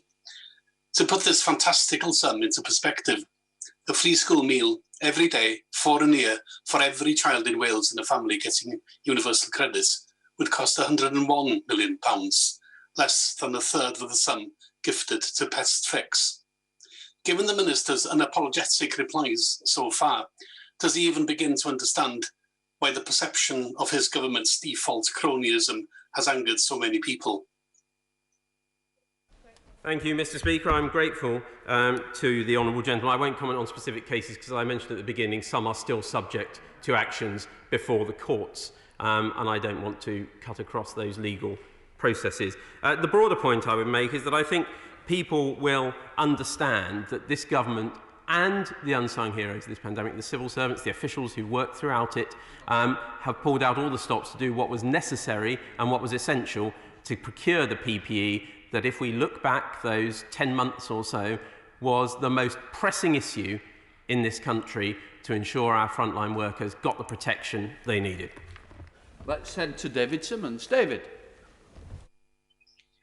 Mr. Speaker, when I reflect on my inbox of just nearly a year ago, my constituents were expressing huge anxiety from nursing homes to medical establishments about access to personal protective equipment. So Will my honourable friend accept the thanks of my constituents for having acted so swiftly to ensure that the necessary and essential equipment got where it needed to be? And does he share my frustration that that success is being overshadowed by, frankly, dubious attempts to muck rake in respect of the process that was undertaken? Thank you, Mr. Speaker. The equipment was procured, it was secured, and it was delivered. It did what we would all wish it to do, was it went to the front line to protect them and to ensure that hospitals and trusts did not run out of PPE at that crucial point in the first wave. And I think he's absolutely right to highlight what I believe the British public would wish to see us doing, which is focusing on getting the PPE to those who needed it as fast as we could in that crisis. Wendy Chamberlain. Speaker, the Committee for Standards in Public Life is currently taking an inquiry focused on the upholding of the Nolan principles of public life, and those principles include integrity, accountability and openness. So given that it has been reported that civil servants delayed publications at the behest of number 10 special advisers, and given that we've ended up in a situation where this matter has been taken to court, I would like to ask the Minister whether he agrees the Government has met those standards. Minister. Thank you, Madam Deputy Speaker. I'm grateful to the Honourable Lady for her question. What I would do in answer is revert back to what the judge said, Mr. Justice Chamberlain, or Lord Justice Chamberlain, in his findings in this case, that he found no evidence of a policy of deprioritisation of meeting transparency requirements and publication. Now we go to Marco Longhi. Thank you, Madam Deputy Speaker. My Dudley North constituents, like me, can see right through this urgent question for its petty political intent. But for the avoidance of doubt, will my honourable friend confirm how many people came to harm because this paperwork was 2 weeks late, and compare this to the harm that would have arisen by receiving PPE and medical equipment 2 weeks late? Very grateful to my honourable friend, Madam Deputy Speaker. Transparency is important. The Chair of the Public Accounts Committee and others have quite rightly made that point. But saving lives is important, and I would argue in the height of the pandemic, more important. And it was right that civil servants and others focused entirely on that purpose, in getting the PPE to avoid, to reduce the risk of loss of life, and have worked very hard subsequently to catch up, as the judge acknowledged, with the transparency requirements to make sure that the information is published and is available for interrogation. Matt Western. Thank you, Madam Deputy Speaker. As they say, if it smells of fish, it's fish. But, Madam Deputy Speaker, in this case, it's like Billingsgate Market. For when it comes to government contracts, you're 10 times more likely to get one if you have a government contact. The protocols are clear, as the Supreme Court confirmed, and the Health Secretary acted unlawfully in not revealing the details of contracts with his pub landlord, a hedge fund in Mauritius, or the jeweller in Florida. Yet there was insufficient PPE available in our social care system. As the NAO said, 10% of what was required. And for our frontline health workers, just not enough FFP3. The Minister says that trust is vital, but isn't it the truth that ministers' mates and their suppliers in China have been favoured over UK companies such as Techman and Contex in my constituency in supplying PPE? That was a very long speech. I don't want the honourable gentleman to create a precedent. Minister. Well, I'm grateful to the honourable gentleman and his initial analogy, if I may. A couple of points he makes there. I believe, and this is from memory, so forgive me if I'm slightly out and I'll correct the record if I am, that around 90% of those bids that came through the high priority lane were rejected. So they were assessed, but they were carefully assessed by civil servants against the 8 stages of the procurement process set up to ensure due diligence was followed. But he raised a very specific point, and I do want to address this because he talked in his question not just about NHS trusts, but he talked about, quite rightly, about those working on the front line in social care settings and the PPE they needed. He quotes accurately, if my recollection is correct, from the NAO report. One of the factors here was that, of course, traditionally social care settings procured, our private businesses in most cases, procured their PPE directly in private contracts with their suppliers. That's one of the reasons why during this pandemic, during this early phase, as I mentioned in my opening remarks, we moved from supplying 226 trusts to making that service to get PPE to social care to 58,000 settings or so. And that was a reflection of the government's commitment and work to make sure that we could use this centralised procurement and this centralised supply to help support the social care sector get what it needed. Jacob Young. Thank you, Madam Deputy Speaker. I commend the government for their efforts to do whatever it took to protect the front line during the height of this pandemic. Will the Minister join me in extending our thanks to the amazing NHS workforce and the armed forces working at James Cook Hospital and Redcar Hospital, as well as our teams in primary care, without which we would not have vaccinated 18 million people? Madam Deputy Speaker, I'm very happy to join with my honourable friend in doing that, and I suspect that in what's been a contentious urgent question, that is a point where I think we would have consensus from both myself and the Shadow Minister in paying tribute to those working in the front line of our NHS, social care and those helping with the vaccination programme. Jim Shannon. Does the Minister share my view that while transparency is important, saving lives is even more important? And that the public servants who have done much to secure the vital supplies of protective equipment we so vitally need deserve our praise, not criticism. Will the Minister clarify that the information that is required by the judicial review judgment will be revealed in a timely manner? Thank you. Thank you, Madam Deputy Speaker. I'm grateful to the honourable gentleman. He's absolutely right to pay tribute to those officials and those who were working flat out at the height of this pandemic, often through the night, often through weekends, and even when working from home they didn't see much of their families, I suspect, at this time, because they were working incredibly hard to procure the PPE we needed to keep people safe, and I pay tribute to them. And to his final point, yes, my understanding is that the additional information required by the judgment is required to be supplied to the court by Friday, and I would expect the judge to make that public. And finally, we go to Mike Wood. Thank you, Madam Deputy Speaker. Speed is vital during a public health emergency, but transparency does remain important. What assurances can my honourable friend give that while paperwork can never come before delivering essential medical equipment and services to the front line, this government is committed to publishing contracts in a timely manner to make sure that my constituents in Dudley South can have confidence that processes are fair, open and transparent? Thank you, Madam Deputy Speaker. I thank my honourable friend. He's absolutely right. Getting PPE to the front line, procuring what we needed and getting it delivered was the absolute priority. But I do recognise, as I've expressed in my remarks throughout, that transparency is hugely important as well. As I've alluded to, we will supply the court with the further information it needs. We are now, as the judge said, virtually in complete compliance, and we will continue to work hard to ensure that we comply with the requirements under Regulation 50 and the other requirements of the PCR going forward. Thank you. I will now briefly suspend for 3 minutes in order that arrangements can be made for the next item of business. Order!